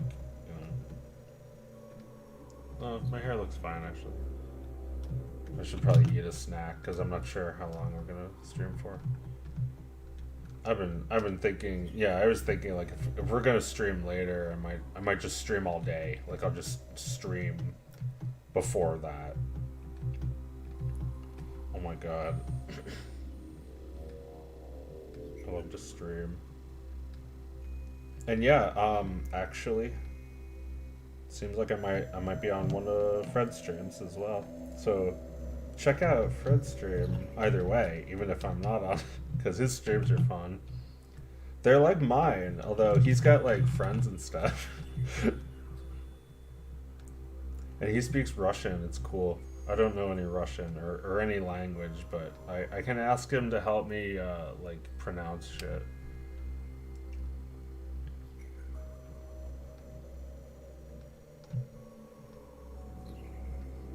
So yeah, check out Granulac, that's my sister, and check out A Fox in Space, that's Fred. And I will be live in about an hour, I think, maybe less. Well, she said 8:30, so it could be sooner. Sometimes we need a few minutes to get things set up.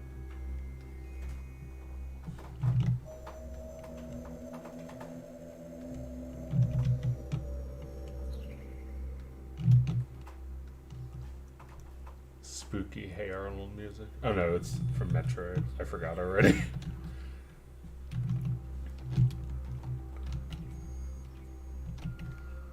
Go near the pearls of wisdom.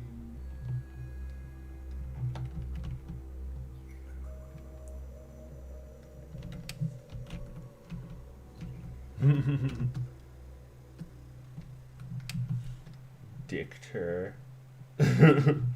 Being a dick. A dictator.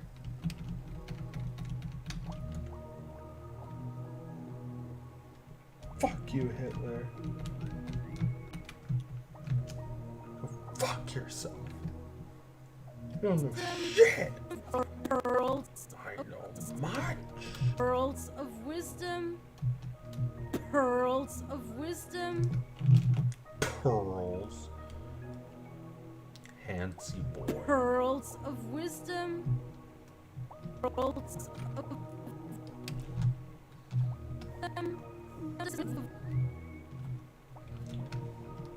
Did I do all the mouths that I need for that?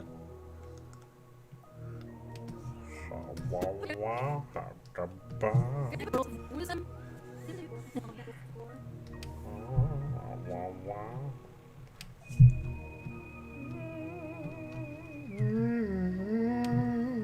What's wrong?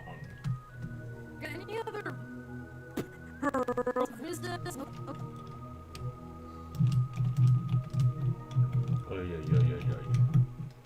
Alright, there you go.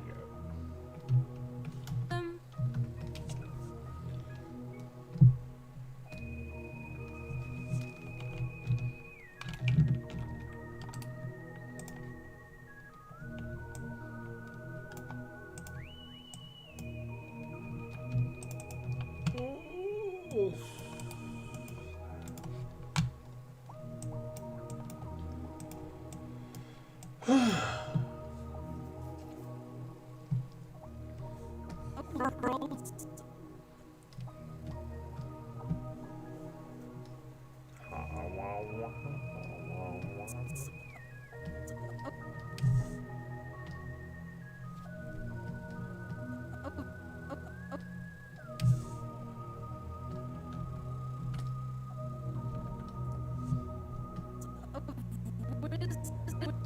Yeah, I didn't do the position.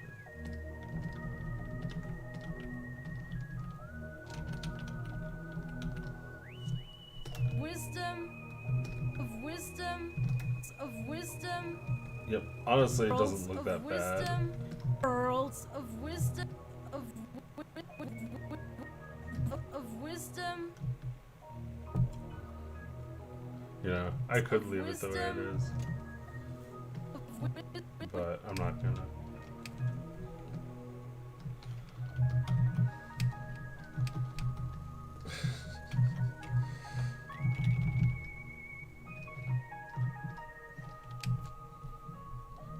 Sorry, I'm constantly putting Fox in Space on blast, but I love the fucking lip sync in that. Like there's always a lot of care put into the mouths.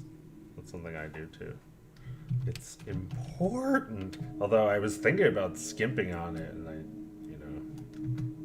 I realized I kind of can't.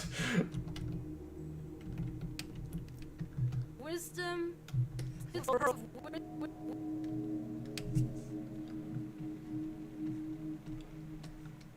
Yeah, like Of wisdom.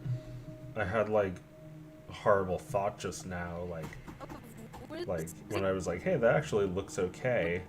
I was thinking it was like, yeah, it kind of reminds me of a Schmorky cartoon, and then I was like, okay, maybe I'll fix it. Of wisdom. You know, here I might not have to fix it because, oh, I'm still gonna fix it because it's really easy to, you know, like that basically.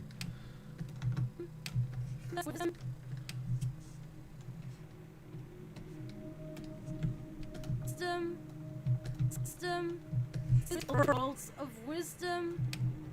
And yeah, like, I'm not a big fan of how this looks either.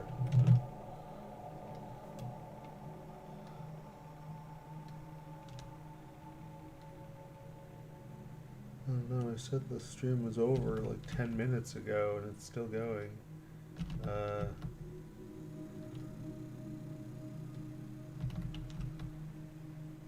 If I don't cook something, I'll be really hungry.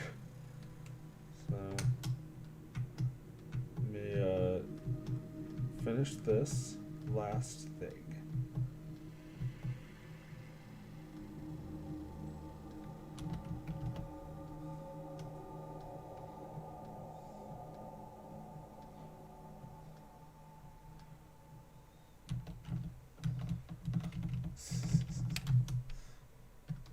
Wisdom.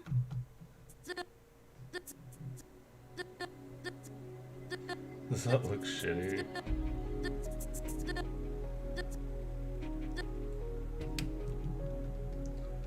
I feel like it looks bad.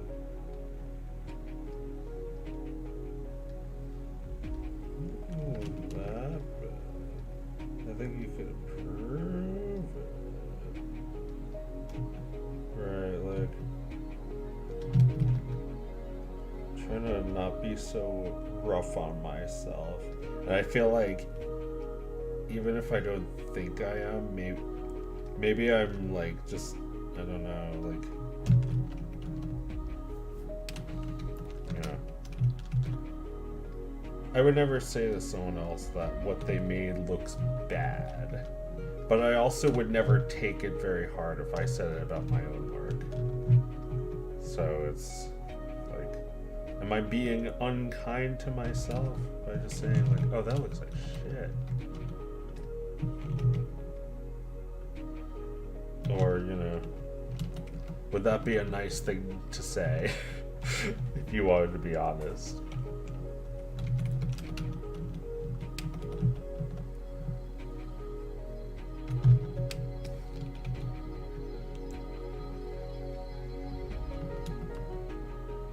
I guess, like, if you say fix that, it means that it's important to fix it, but also that maybe that it's not completely terrible. Just say, like, you can improve it.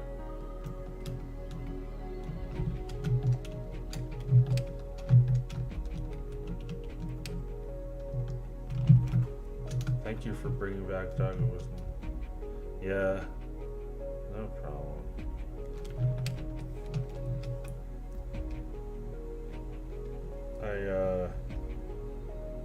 I didn't do it by popular demand. I didn't even think, I wasn't even thinking I wanted to bring it back. I just had an idea that I liked a lot. Alright, this is basically done. I think that looks a little bit better. Pearls of wisdom. It takes a lot of trying to understand the characters in 3D, you know? Especially when they're like, I don't know, they can like do stuff like that. I feel as if, no, it looks good now. I should leave it. Of wisdom. Pearls of wisdom. I think if I look at it later and I think it looks wrong, then I'll fix it. But for now, it looks good. And the stream is over. So thank you for coming. Let me actually just play this whole thing before the stream ends.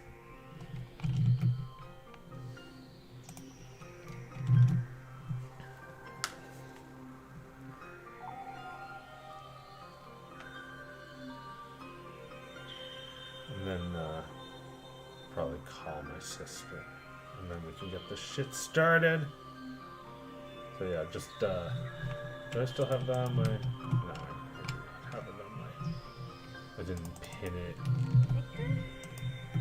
Can I pin it? Yes. Pin. You know, there's no code to get a girl to like you. Or take off her clothes. Look, you still have a chance with her. Just, I don't know, seize the moment. You know? That looks good. Buenos dias. Live for today. Right? Got any other pearls of wisdom? Live as if you have lived before. Act wrong with the person. Let's put on a different layer. Act wrong with the person. Hey, not too bad. I mean, I don't think I really got that much work done in 4 hours, but some things are happening. You know, I fixed the bunny that was bugging me.